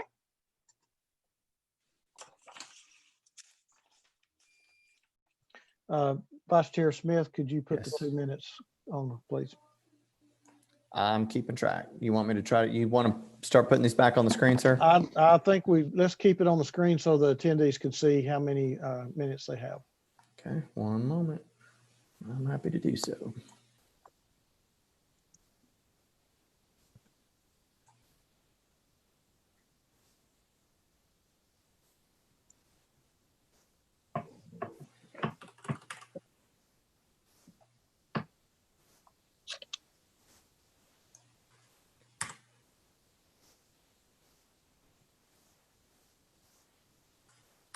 I'll tell you while he's doing that, Mr. Attorney, would you like to read the rules? Yes, sir. For engaging the council, speaking to the council? Yes, sir. Ma'am, this is the public comment section of the agenda for the city council. The chair is authorized to recognize persons who wish to address the council at this time. Each speaker wishing to address the council can only be recognized here on screen for this purpose. And you have to provide your name, address, and council district before addressing the council, if you would. No person tonight can have more than 2 minutes to speak during this section, and the speaker can address the council only upon matters within their legislative and quasi-judicial authority, and you can't address the council on matters which are not under their authority or are regulated by other governmental bodies or agencies.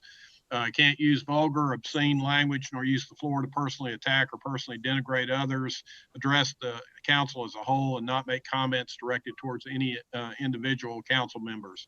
But go right ahead, ma'am, please. If you'd give us your name and which district, Ms. Rankins. My name is Tiffany Rankins, and I live in District 8. I was privy to listen to the earlier comments as far as Lincoln Park at your earlier session. It seems like it resembles as far as what's going on with divesting the police fund. I mean, our community asked for no road to go through. However, you come back and tell us what we are going to have opposed to what we would like to have. You tell us that we're getting $2 million, and I'm hearing it's 200,000. And then with a 1.8, maybe in the next budget cycle. I mean, all the untruths that have been told around this Lincoln Park, this Central Avenue Road, it's egregious. However, you guys continue to push forward like it's nothing going on, like it's nothing wrong, and you wonder why the people are upset. You're wondering why the people have reached their limits. You know, when I look for you guys' address, I see that you guys are number 2 as far as a review. If I look for a business and I see if it's number 2 as far as ratings, I don't even go to that business. But you could be happy that you're higher than a county commissioner. They're number 1. So you guys need to do better. You need to start looking out for the public. You need to start listening to the public. You need to start doing what the public asks you to do. We've heard all this commentary about what the chief of police have said. However, if they're divested in other cities, they can divest in this city also. We don't have a historical preservation officer with Ms. Rankins, your time is up, and we appreciate your comments. Thank you, Ms. Lydia. Who's next on the agenda or on the speakers? Kate Sheets Hodge. Kate Sheets Hodge. I see her hand. Would you bring her in, please? Who's next after Ms. Hodge? Jay Smith. Jay Smith, if you would raise your hand and be waiting in line, please. Ms. Hodge. Hi, everyone. I didn't realize I was going to be second today.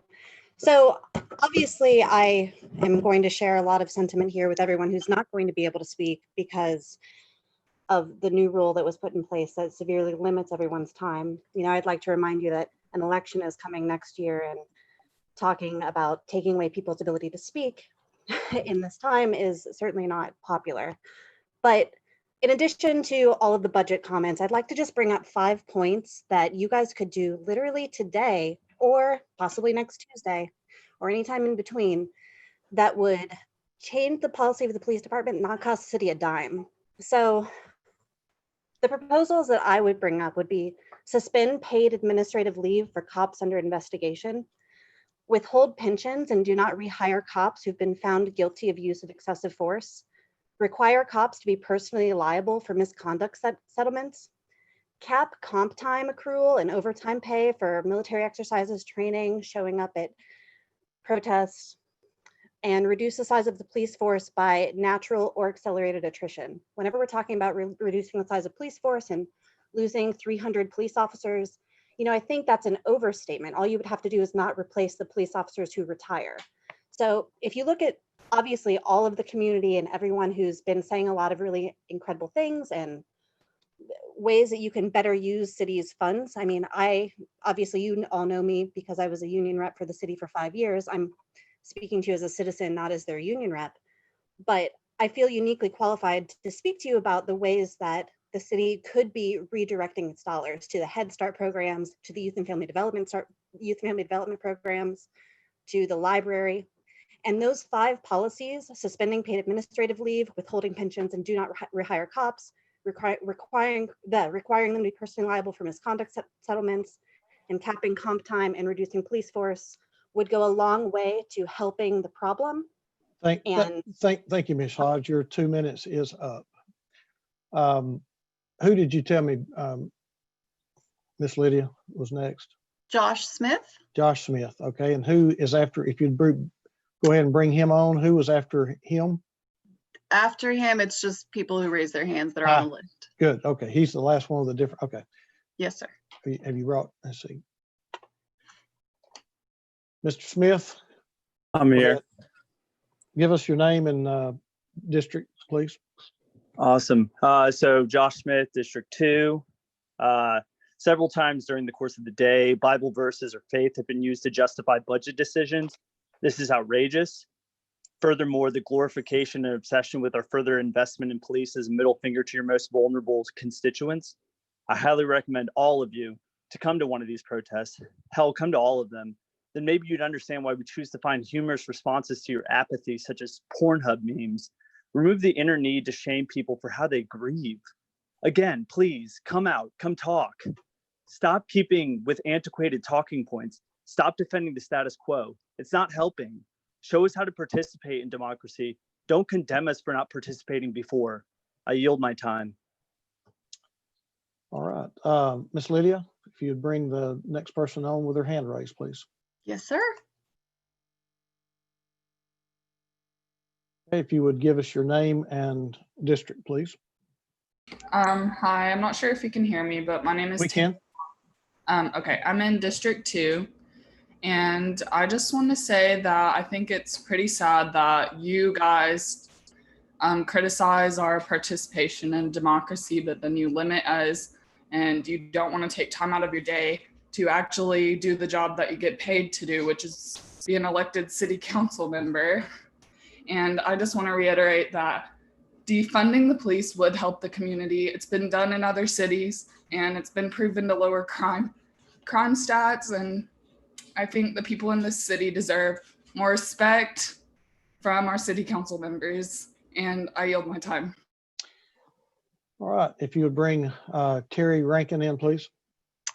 Yes, yes, sir.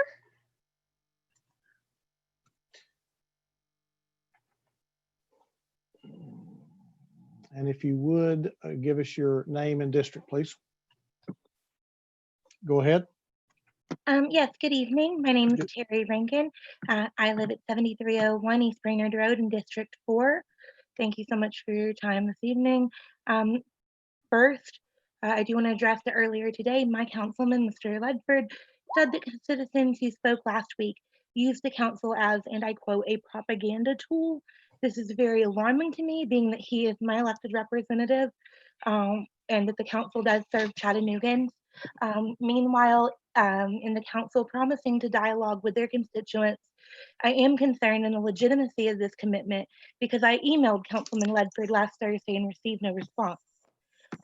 Earlier in this meeting, Vice Chairman Smith stated that no one has suggested in divesting from the police how to spend that money. However, earlier today, Councilwoman Coonrod explained that people have come to her with the intention of bringing programming into the YFD centers, but were unable to do so because the YFDs lack the funding to pay programming providers for their time and services. When I look at the CPD budget, I notice some items that are of particular concern. In these unprecedented times, we all have to tighten our belts.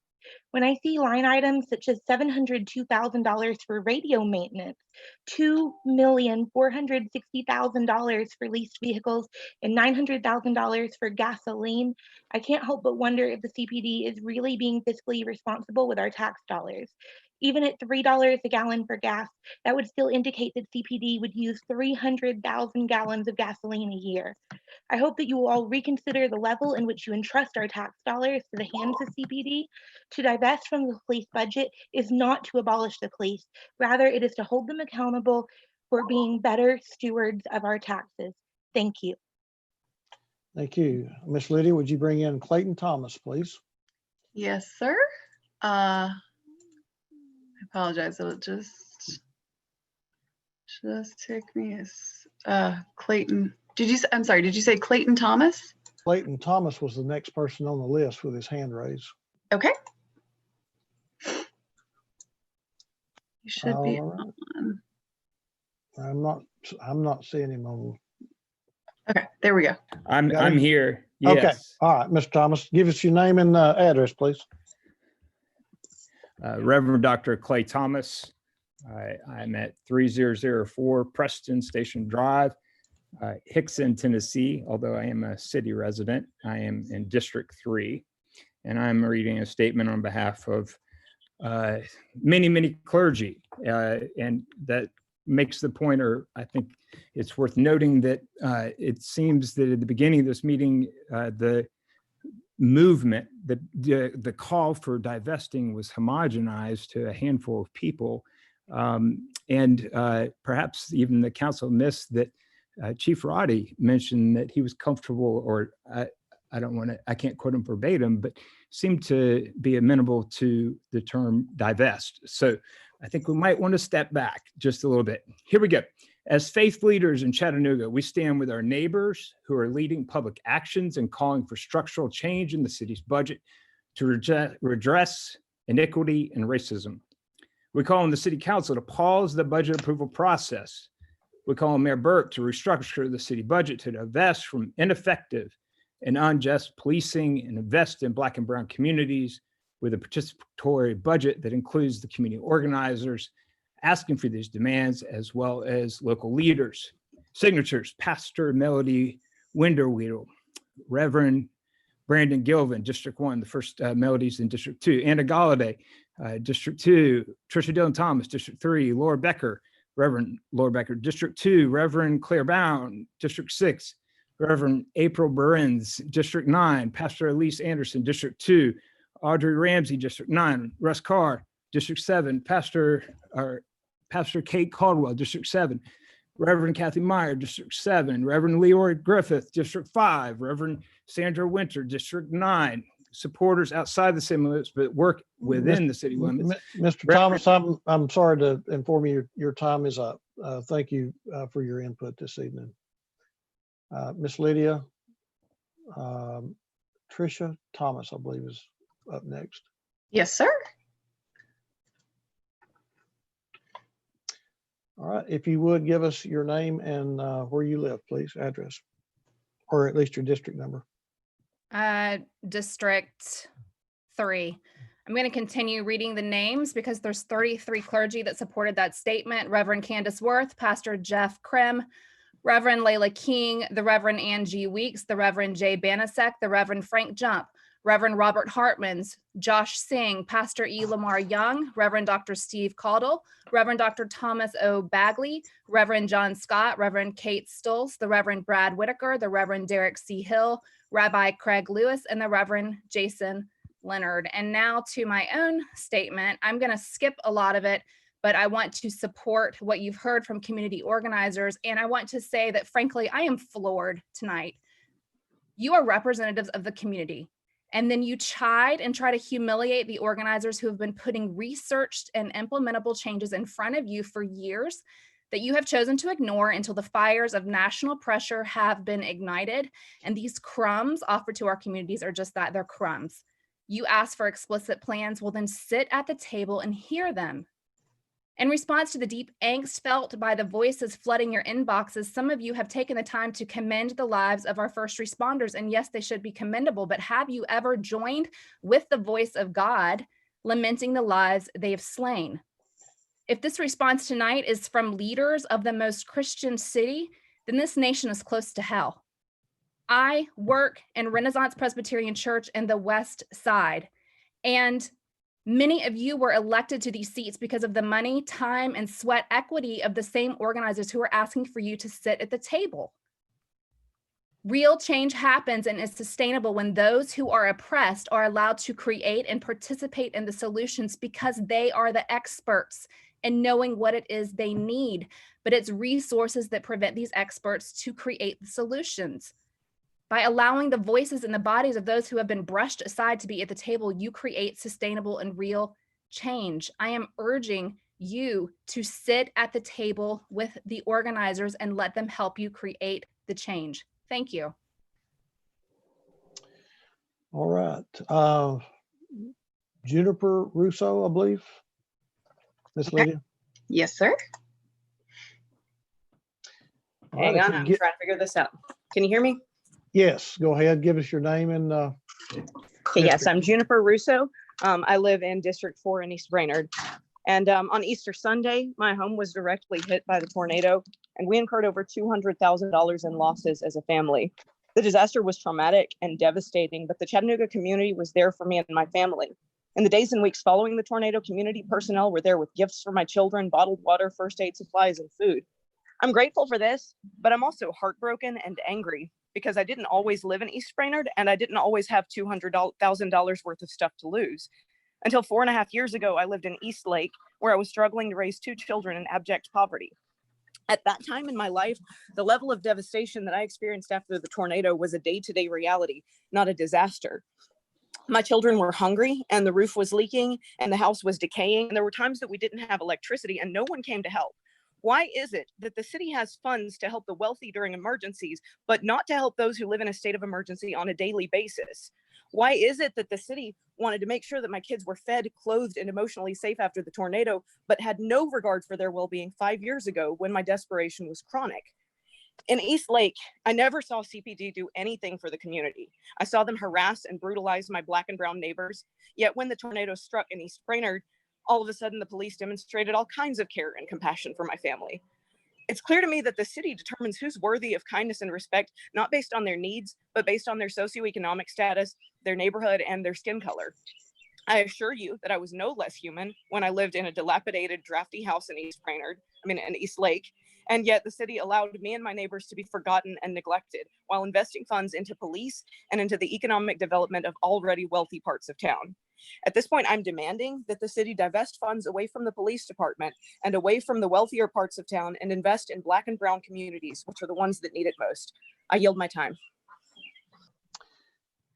Danny Freeman, Miss Lydia. All right. Hi, my name's Danny Freeman. I live at 209 Tremont Street in District 2. I spoke last week about the need for our city to divest from the police department and invest in our Black and brown communities.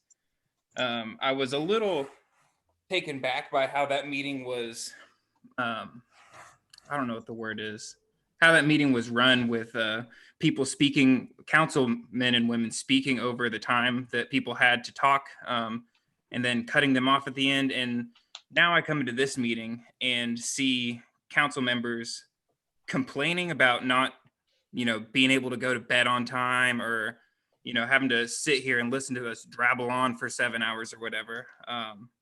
And it's pretty disgusting to see you limit the amount of time we have to speak to only an hour when there are a lot more people that need to be here speaking right now. I've been losing a lot of sleep the past couple of weeks as well. I know it's uncomfortable, but people are dying right now. They're getting brutalized by the CPD, and they don't file complaints because they have to go sit down in front of the same cops that beat the shit out of them in their own neighborhoods in order to file those. Mr. Freeman, let's keep our language acceptable, please. I'm sorry that all of this makes you so uncomfortable, that a Pornhub meme made by a single person in the community and circled around on social media has upset you, but to crack down on your constituents because you're offended it's not an excuse. It's ridiculous gaslighting to come in here and say that you have to cut down on our time because you were offended by a Pornhub meme. It's ridiculous. Grow the fuck up. And okay, Miss Lydia, go ahead and take him off. Thank you. Yes, sir. He needs to learn how to address the council. Yes, sir. Bring in Mr. Weaver, please. Council Vice Chair Smith, would you make a note that Mr. Freeman has used offensive language in our city council meetings, please? Will do. Mr. Weaver. Yes, hi, can you hear me? Yes. My name is Noah Weaver. I live in District 8. Before my time starts, I did have a question. I wanted to clarify a little bit of confusion on Sir, today's. your time has started. I was hoping to clarify. First, I don't understand that I suppose some members of the council came across insults while browsing porn on the internet. I can assure the council that as an individual who by chance had an opportunity to be called on before the hour allotted, I am not an individual who is posting insults on porn sites against our council, and I assure you that many of the people here to speak have not done that. And without being able to verify that someone's time isn't deserved because of those actions, I really am disappointed with that decision. Obviously, I'm here to tell you that we need to divest drastically in the police budget and reinvest that money into the Black and brown communities. This isn't a waste of money that's going into the police budget. It's not just money being wasted, it's money funding brutalization. It's money funding danger to our community. It's money funding devastation. This is not something that can wait or something that we can continue to have to demand. It needs to happen now. Divest from the police, invest in Black and brown communities in Chattanooga.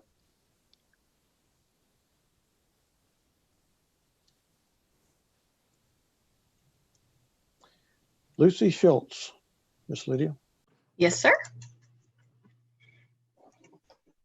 Hello, my name is Lucy Schultz, and I live in District 1 on Bell Avenue. And I am in support of what a number of people are saying tonight, so I'm not going to repeat them. But I do want to say that I think that it would be appropriate to defer the vote on the budget and just take pause right now and rethink what further steps might be taken to address the crises that our community and the nation is currently facing. So I urge the council members, the mayor, and the people of Chattanooga in general to think about what our priorities are right now in this moment. Right? We are facing a global pandemic like the world has never seen, an economic recession and extremely high unemployment rates, and horrific acts of state violence targeting Black people that have spurred the largest protest in American history. Right? We need to take stock of this moment to really respond to it adequately and really listen to the people who are crying out for justice, right? There are lots of ways that we can redirect funding in support of the marginalized people in our community who are suffering, right? And so when we think about our priorities in this moment, when we are seeing such incredible suffering, I think that we need to make sure that we are taking care of the most vulnerable people in our communities, right? There are people who are food insecure, who do not have food for their next meal. They do not have shelter, right? So we need to take stock of this. People are not protesting for the fun of it. They're protesting because they are desperate. Because all right, Ms. Schultz, I have to let you know your time is up. Thank you. Alex Starling, please. Yes, sir.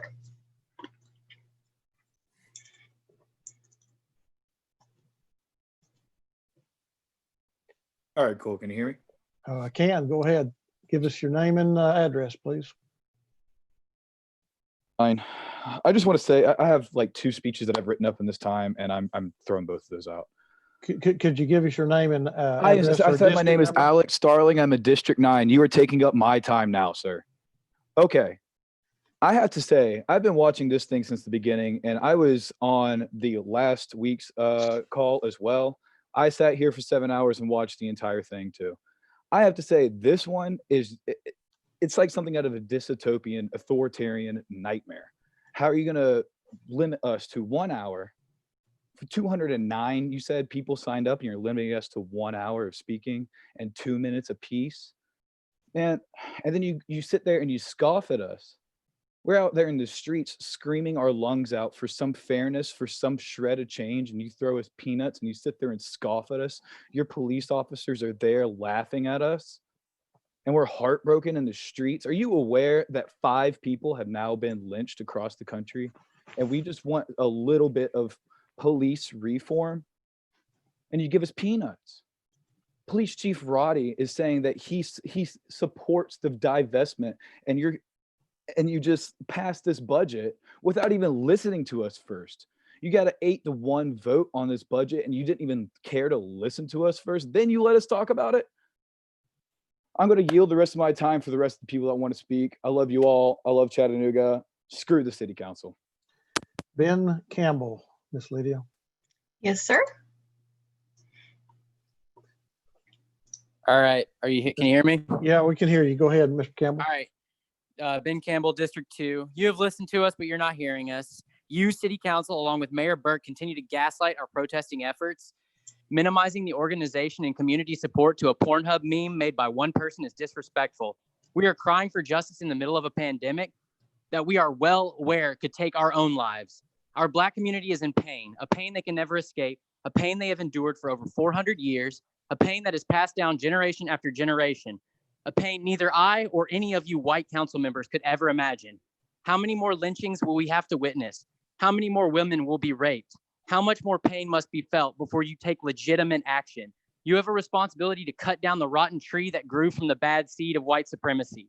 It starts by heavily divesting in the police. We must plant a new seed together, and that seed will cost more than $150,000. We as a community can envision a better future for our kids to grow up in. Why else will we be here again, demanding you hear us? Ask yourself, Council, how do you want to be remembered? What purpose did you belong to? Did you walk in this earth in the pocket of the politics and the police, praising this so-called progressive Chief Roddy, knowing another mother has to bury her child while you get to kiss yours goodnight? I demand you table this budget decision, which probably isn't going to happen, until you have sat down with these activists in our city and seen the future that they have envisioned. All of your tongues are muddy from licking the boot of the oppressor. All Black Lives Matter. I yield my time. All right. Elise Armstrong. Elise, I guess. Hi, Hi. Could you give us your name and district number, please? my name is Elise Armstrong. I currently live in District 7 and I also own property in District 9. First of all, I am ashamed that you're limiting our time to speak tonight. We all have families, we all have jobs, we all have children. I sat through the entire meeting last week and I plan to sit up as late as necessary tonight. Now, I want to add my voice to the chorus of concerned citizens that say that the proposed $71 million for the police department, nearly 28% of the budget, is outrageous. Although you did make some adjustments recently, pulling a mere $150,000 from the original $1.29 million for the Office of the Chief of Police is just small potatoes. Also, simply moving animal services and the Family Justice Center from one category to another is like basically a budgetary shell game. It doesn't actually do anything. Like maybe we should cut money from the $4.5 million we set aside for vehicle maintenance for the police department by reducing the amount of cop cars on the road and increasing the budget for homeless outreach and youth and family development centers. We are not denying that we need first responders. We are imploring that the fundamental concept of first responders is more than a gun-toting uniformed officer. I mean, I'm white and my blood pressure still rises when I see a cop. So I'm just trying to say here that even beyond the police budget, there's so many offensive observations in this budget. You allocate $193,000 to River Park art maintenance and management. I mean, just blocks away from the Riverwalk is the West Side Recreation Center, which is allocated $125,000. Like, some statues deserve more care than your most vulnerable citizens. I mean, it's easier for me to find information on city subsidized websites about local disc golf courses than it is to find out if children who live in Emma Wheeler homes can receive transportation to the South Chat or East Lake rec centers. Thank you, Ms. Armstrong. I have to let you know that your time is up. Victoria Yang, please. Yes, sir. Hi, can you hear me? I can. Go ahead, please, with your name. Okay, great. Hi, council members. My name is Victoria Yan, and I live in District 2 in North Shore. I also did email Councilman Mitchell last week and received no response. So, okay. I should also say that I do have a speech impediment, so please be patient as I share my input. I would assume most of you are church-going people, yes. Philippians 2:3 says, do nothing out of selfish ambition or vain conceit, but in humility consider others better than yourselves. I would venture to say that in considering others, we consider our community, our entire community, and I am not seeing that tonight from you. $150,000 is a start, but it is not enough. A small clump of $70 million that doesn't even consider existing community-minded groups, law in existence like Concerned Citizens for Justice. More needs to be done. And by investing in the community, I believe that it will, in the long run, have a bigger ROI, as case studies and research have shown. So I urge you, council members, to listen to your constituents, not just your wealthy ones, not just the privileged ones, but especially your Black and brown constituents. That's why we voted for y'all, right? Listen to the voice of the people. Stop sitting in your comfort and counting the money you get from taxpayers. Listen, think about others. The great thing about all this is that your other people actually care now. So expect us to keep showing up, because we actually care about the people you claim to care about. And now we know who to vote for next year, so thanks. And for the human beings spending their time scrolling the live streams right now, there's still time to join us in marches and in donating to community organizations and bail funds. You're always welcome to join us. The table is open. Black Lives Matter, and I will yield the rest of my time. Thank you. Elizabeth Bennett, ma'am. Yes, sir. Hi, Hi. I am. Go ahead. I'm going to. Okay. My name is Elizabeth Bennett, and I am in District 2, and I live in Lupton City. And I have actually been trying to speak to the City Council and the Mayor's office for 3 years, and it falls on deaf ears. So I am not new to the conversation, as many people are not, like Kate Sheets. And I guess I should say this because I've been required by City HR, because they implement policies biasly and don't even follow their own EIG, but I do not speak for the library or the city. I speak for myself. I think everything everybody is saying is true, and I'm not going to echo it because it's going to fall, it seems like, on deaf ears anyway. But what about a simple solution? Something that seems equitable. Why don't every director, including the mayor, and every high-level administration make a salary no greater than 3 times their lowest employee under them? That would be a simple solution. They're still getting paid 3 times of anyone they're making. And then that money can be redistributed to mental health care, to social workers. And then anything over that, because we have many people making a lot of money, can go into the community YFD centers and fund early development program. What about the youth? We have a high gang rate in Chattanooga. Why don't we create job programs for them so they don't have to be on the street? There's some simple solutions. Why don't we build neighborhood food pantries? There are food deserts. There's hungry kids and elderly. Why don't we just put that money into the neighborhoods? If people aren't hungry, they won't steal. I mean, there are really simple solutions, and the money can be shifted around. And a lot of it can come from the police department, but it can come from our high paid officials as well. We are going to be in a budget crisis. Many people are going to be suffering. Why can't they carry some of the burden? I mean, they chose to be there. Can't they choose to share? I yield my time. Thank you. Miss Lydia. Kelsey McBride, please. Yes, sir. Hey there. My Hi. name is Kelsey McBride. I live at 826 Glenwood Drive in District 9. I'm here tonight to support the tabling of the proposed 2021 budget for Chattanooga. Proceeding with this budget would be in direct conflict of this council's mission statement. The proposed budget is not ethical, nor it is inclusive. It protects the livelihood of a small majority of our city, the wealthy elite. What I would like to see for our community is participatory budgeting. This has been successfully implemented in other cities across the world. With projects planned, funded, and accomplished directly by the community residents, we could design a new Chattanooga that we're all proud of.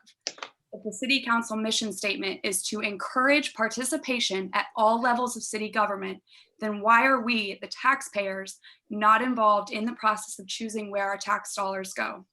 It was cited this afternoon that the YFD budget is based on the vision of the administration. What about the vision of the people? Participatory budgeting would ensure that individual communities' needs are being met, and it would allow all residents to be involved. Mayor Burke's Office of Community Resilience and the investment of $150,000 is laughable. That figure is less than 1% of the current police operating budget. Mayor Burke and City Council men and women, you mean to tell us that 0.2% is all you're willing to reallocate? That is not nearly enough.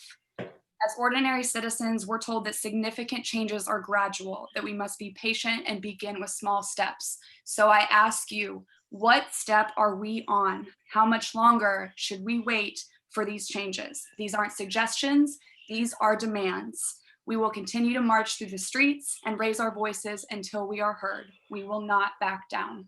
I yield the rest of my time. Emma Wagner, please. Yes, sir. Yes, can you hear me? Go ahead. Emma Wagner, District 8. Because I am a person who is white, I'm actually going to choose to use my time to amplify the voices of I Can't Breathe Chattanooga. I am deeply disappointed in all of you. You failed your constituents in favor of comfort and the easy way out. If you truly want what is best for the people, you should lose more sleep over that thought than if we kept you up all night talking. The people we are marching for who have been incarcerated or murdered would love to put their children to bed. Personally, I am insulted as a mother. I'm insulted as a former first responder and as a Chattanoogan. The city council would take a meme created by an individual and decide that their feelings are hurt bad enough that they refuse to listen to us any further. We will not be gaslit. We will remember how this went down. Black Lives Matter. I yield the remainder of my time.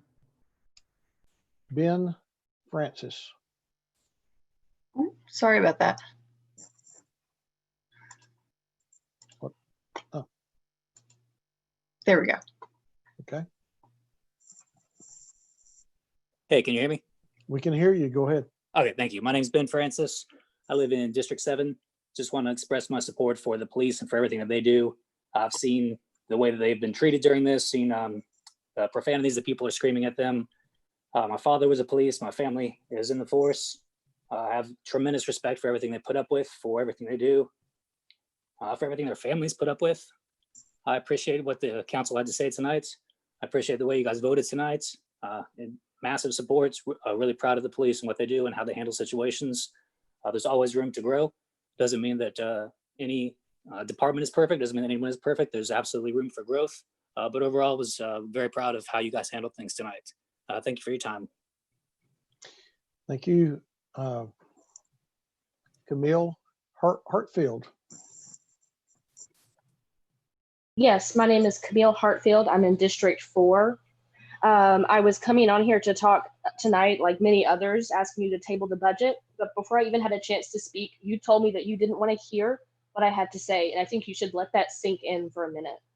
I am beyond disappointed by the actions and attitudes of this council. Our community has come together in a remarkable way with a unified voice to tell you what we need from you. And you have hardened your hearts and you have blocked your ears and you have blamed us for your failures. I refuse to be gaslit into thinking that we're inconveniencing you when it is your job to listen to us and to represent our interests. Our opportunity to speak isn't a privilege, it's our right, and quite frankly, it's your privilege to hear us. We elected you to look out for every single member of the community, not just the richest or the whitest or the most powerful, not just to pacify us with symbolic gestures. $150,000 is less than the mayor makes in a year. Are you kidding me? We elected you to enact real systematic change. We are telling you how to help us and you refuse to act. I'm ashamed to be represented by people who would try to silence citizens in order to have a short meeting time and to avoid the discomfort of being called out. You feel uncomfortable? I say you've been comfortable for way too long. Whether you hear us or not, the truth remains that you have failed us and this council is a sham. If I ignored every person who offended or inconvenienced me at my job, I'd be fired on the spot, and my job is nowhere near as important as yours. If you don't take this job seriously, know that we will vote you out because we, the people, are showing up. We're speaking out. We are not going anywhere, and we're okay with being uncomfortable. So you better step up or get out of the way. I yield my time. Dakin Cranwell, please. It says he has an older version of Zoom, so we're not able to allow him to talk. Okay. Lucy White. Can you hear me? We can hear you. Go ahead. All right. I'm here tonight to give you three things. Could you give us your district number? Yeah, 9, District 9. Thank you. I'm here tonight to give you three things: dignity, respect, and my heart. I just ask that you give those three things back to me and everyone else in this call. Jeff Chang says, every moment of major social change requires a collective leap of imagination.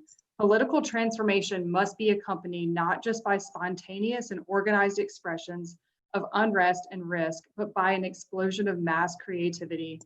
I'm a licensed professional counselor, having served in many capacities, including working as a suicide hotline counselor at a psychosocial rehab center and a crisis responder for kids in psychiatric crisis. I've been with a lot of people in the worst day of their life. I have never killed anybody. I care deeply about the people I work with that wake up every day with a different set of needs. I have given my life to understand the inner needs of people with mental illness and am committed to practicing nonviolent de-escalation and restorative justice. Adults with severe mental illness account for 1 in 4 people killed in police encounters. This is not okay. I have seen it firsthand too many times. The definition of recovery is regaining possession or control of something stolen or lost. We cannot do this necessary and important work without the city's financial support. We are stealing recovery from our most vulnerable people by having the money to share and withholding. I will not be bullied into thinking otherwise. My question to you is this: if we, youth, mental health, and community workers had more sufficient funding, what more could we do? What situations may we have prevented? How many people would still be alive? Thank you. Naomi Setliff, I think. Ms. Lydia? Yes, sir. Go ahead. Naomi Setliff, District 2. The proposed 150K from the police chief budget is laughable and, quite frankly, a slap in the face to the Black and Brown communities. We need investment in the Black and Brown communities. Andy Burke's salary is $172,558. He is willing to invest less than his own salary into a community who needs him to be the change. There are 60,000 plus Black Americans in Chattanooga who need him. They need you, council members, to table this budget. We will not stop until this budget reflects change. You cannot say the budget reflects your mission statement, council people. You are hypocrites if you pass this.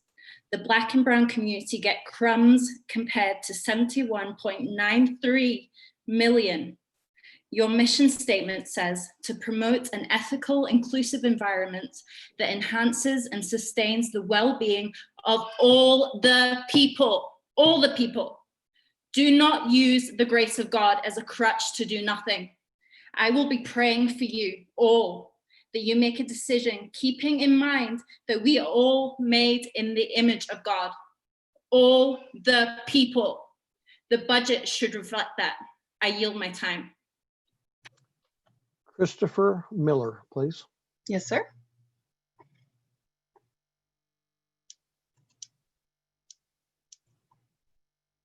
Hello, can you hear me? Go ahead.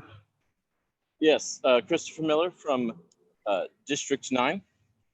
I would like to say that first, the actions across the country from police acting repugnantly and immorally do reflect the Chattanooga Police Department. I understand that the Chattanooga Police Department are much better than many of the police departments we have seen around the country, but those actions still reflect on our police department. Also, I'd like to say I'm very disappointed in the limiting of time, so I will try and speak as quickly as possible to let other community members speak. Third, I'd like to say that in terms of where to spend the money, the city of Chattanooga spent what I imagine was a large amount of money to the very prestigious transit planner, Jarrett Walker, and I recommend that the vision scenario in the Carter redesign to be fully funded, as that would allow the poorest members of our community access to the opportunity that America should be providing them in order to climb their way out of poverty. Third, I would like to end on fourth, I'd like to end on a charming Southern aphorism. It is clear that the police are hammers and our problems are not nails. I yield the rest of my time. Lisa Backus, please. Hello. Go ahead. Hi, my name is Lisa Backus. I live at 1405 North Orchard Knob in District 8.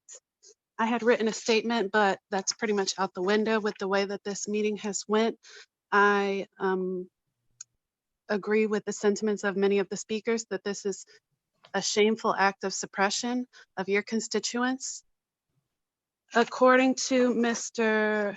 Councilman Chip Henderson, he complained that he only heard from 10 members of his district, so that didn't accurately represent his district's views.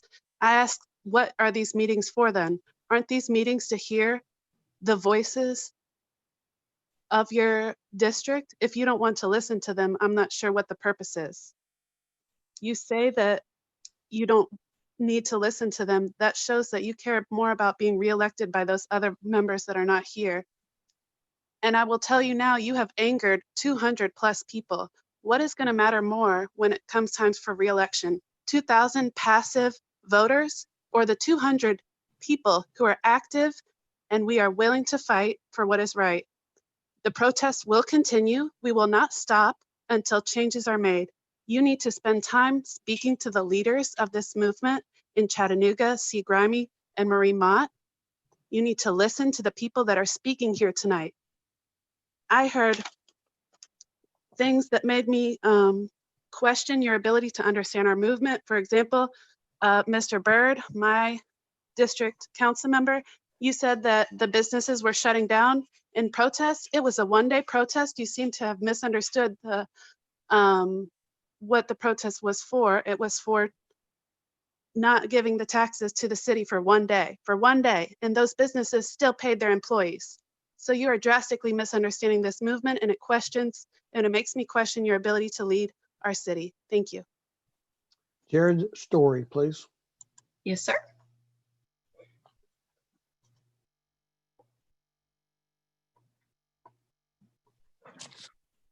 Go ahead. Yes, this is Jared Story, District 9. I'll just say that I second, third, fourth, pretty much all of the sentiments that have been spoken tonight. I just want to point out a few things. One is that every time people come to the city council asking for these same changes, we're told, well, I don't see the community with you. So we organize and we bring more people in, and you say, well, you know, we're just not going to do this, or we're not going to listen. So we bring more people and you say the same things. I, for one, have been part of coalitions that have been bringing these same demands for nearly a decade. We had a Chattanooga People's Platform that was developed in dozens of meetings across the city, and every single recreation center across the city that asked for divesting from the police, investing in other services, and that was 2013. 2 councils ago, a mayor ago, 2 police chiefs ago, same demands. So when you all gaslight us and say, oh, well, you're just now bringing this to us in the last 10 days of the budget process, that is a farce. You know, these demands have been brought multiple times over years. So that's the biggest point I just wanted to make. Thanks. Derek Mull. Yes, sir. Can you hear me? Go ahead. Yeah, I had a prepared statement, but throwing it out the window because I echo the sentiments of many other people that have spoken. One, I'd like to point out, I love to see our council members' faces and not a clock. Also, y'all are doing a terrible job at helping our hearing impaired citizens with no captions or sign language interpreter. I just want to bring that up. We don't know if our council members are even listening to us when you throw out the clock. I also find it funny that the council would rather attack community organizers and citizens over memes and complain that hearing the citizens is too hard. Changing your rules last minute is shameful, and chiding us about having plans for our communities when you've already told us before that the community budgeting process is laughable and that you weren't going to have part of it. If you had any decency or dignity, you would resign from the job that you have, because you have all admitted today it is too much for you. If you refuse to resign, it doesn't matter. The people now have seen your mettle. We will be coming for your seats come election time. Solidarity forever. Fuck Andy Burke. Take him out, Miss Lydia. Yes, sir. Steve McDonald, please. Yes, sir. Hi, can you hear me? Go ahead. Yeah, it seemed, I've been listening to the sentiments of the council both tonight and also following along in Your district, please. District 2. District 2. Thank you. It seems like certain members of the council want it to be the job of those of us who work every day, who have family obligations, to go line by line through the budget and look at every single program and consider how much money is where, and can we move it over here, and is that a good idea, and on and on and on. I would suggest to this council that it is the job of the councilors to do that. We've brought you our grievances. You know how strongly we feel about it. We're doing everything we can to survive in this current political and social environment. We need you to pick up the ball and run with it. If this council is suggesting that we have to do all that before you'll do anything, then I'm sorry to say the so-called Chattanooga way is just another marketing term. And I yield the balance of my time. Crystal Parker, please. Yes, sir. Can you hear me? Yes, go ahead. Give us your district, please. Hi, my name is Crystal Parker. My district is 3. I have a lot to say, but I've decided not to read to you my prepared statements and just respond to the actions of the council tonight. Commenting on the decision for businesses shutting down as a negative way to protest is rude and unfair. Patronizing us is not the way to handle your discontent. You don't tell people that they are protesting wrong. We are trying to get the attention of our elected officials to listen. So we do what we can to get you to pay attention. I have emailed all of you and the mayor many times on different topics and got one single response out of a minimum of 3 emails per official.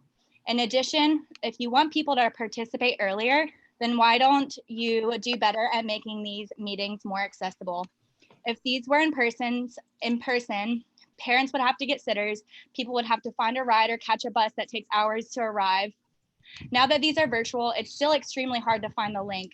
There is no community outreach for people to know when these meetings are happening. The schedule of the meetings topics are hard to find and not written in layman's terms. The syllabus is not written to be understandable to the regular citizen. These meetings themselves are intimidating. You say you already have participatory budgeting. Why does no one know that? Why don't you use social media to connect with your community? Why don't you have a community outreach like the Emergency Latinx budget? You all make it difficult like this to deter people from wanting to be active. I also want to say that last week when someone called out Chairman Henderson for not paying attention, and he didn't even notice because he had the meeting muted. So for you to say that only 10 people in your district spoke up doesn't even matter when you don't even listen. This is absolutely— Thank you very much. Your time is up. Would you bring in Gabrielle Chevalier? Yes, sir. Chevalier. First, Thank you. I'd like to say it's incredibly disrespectful that you've all chosen to not even prove that you're present in the room during this call again, but I'm not going to waste my time on that point. I think it's pretty shameful that you've chosen to limit and silence hundreds of people due to a meme that one person created. You're taking an issue of systemic racism and oppression, and you're trivializing it into a schoolyard bullying argument. And frankly, as a former journalist and also just as a citizen and delegate of your community, I take huge issue with that manipulation of that narrative. I think it speaks to how much you've minimized this movement and how little respect you have for it. You're sacrificing what people are very clearly asking for in favor of your own convenience and comfort.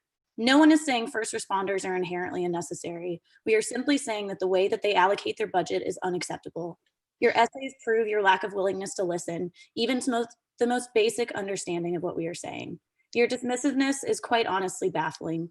All we want is for you to not approve this budget until further conversations can be had. Why can't we start with kicking off officers from the force who have domestic assault or violent charges? This immediately frees up funds. Where are citizen oversight boards that aren't majority appointed by police officers or the police chief? Instead of asking yourselves what tangible solutions could look like, you decide to blame the people for their own abuse. And I'm sorry, but that's gaslighting at its finest. I personally have had many interactions with the local police due to a stalking situation, and their very helpful advice for me was to sleep with a knife under my pillow until I could get a gun. And I don't believe they're deserving of 28% of my taxpayer dollars. And Councilwoman Coonrod, you essentially told your constituents today that since no one helped you, everyone else should struggle too. I hope you examine that statement, and I'm still waiting on you to take me up for that offer of a conversation. I'll yield the rest of my time. Miss Lydia, would you bring Jenny, and I apologize, I'm not sure about the last name. It's Jagodich. It's Austrian. Okay, thank you. Go ahead. No trouble. Also throwing what I had to say out the window. I'm very good at theater, and that's what I'm going to talk about tonight. Firstly, I'm sad that you're silencing all of us. I'm angry that you're silencing all of us. And for Mr. Pinkman, or whatever his name was, to say that we don't even know where we want money to go to. We have continuously over and over again said we want it to go to public mental health resources, CARTA, children and family development, homeless outreach, and so many other things. But let me tell you what I know about. And I know about the play Gaslight. And it was written by Patrick Hamilton, and it was released in 1938. And I've played that role that Ingrid Bergman played. And let me tell you what that means. When someone says that you're gaslighting them, and that means that you are manipulating them to make them think that they are crazy. That story is about a married couple who is living in her dead aunt's house. And there's rubies in the attic, and the man wants to get them. So he goes upstairs, and when he turns the gas light on in the attic, it dims downstairs. She hears him upstairs, but she doesn't. He constantly tells her that she's hearing things. He moves things around and makes her think that she's going crazy. And let me tell you, we can see the lights going dim downstairs. That's why we keep saying that word over and over again. I don't apologize for the anger in my voice. I yield the rest of my time for people to speak about what's important tonight. Okay, Council, Vice Chair, would you take down the timer, please? We said that we were going for 1 hour. It is now at the 8:30 time slot. Do I have a motion from the floor?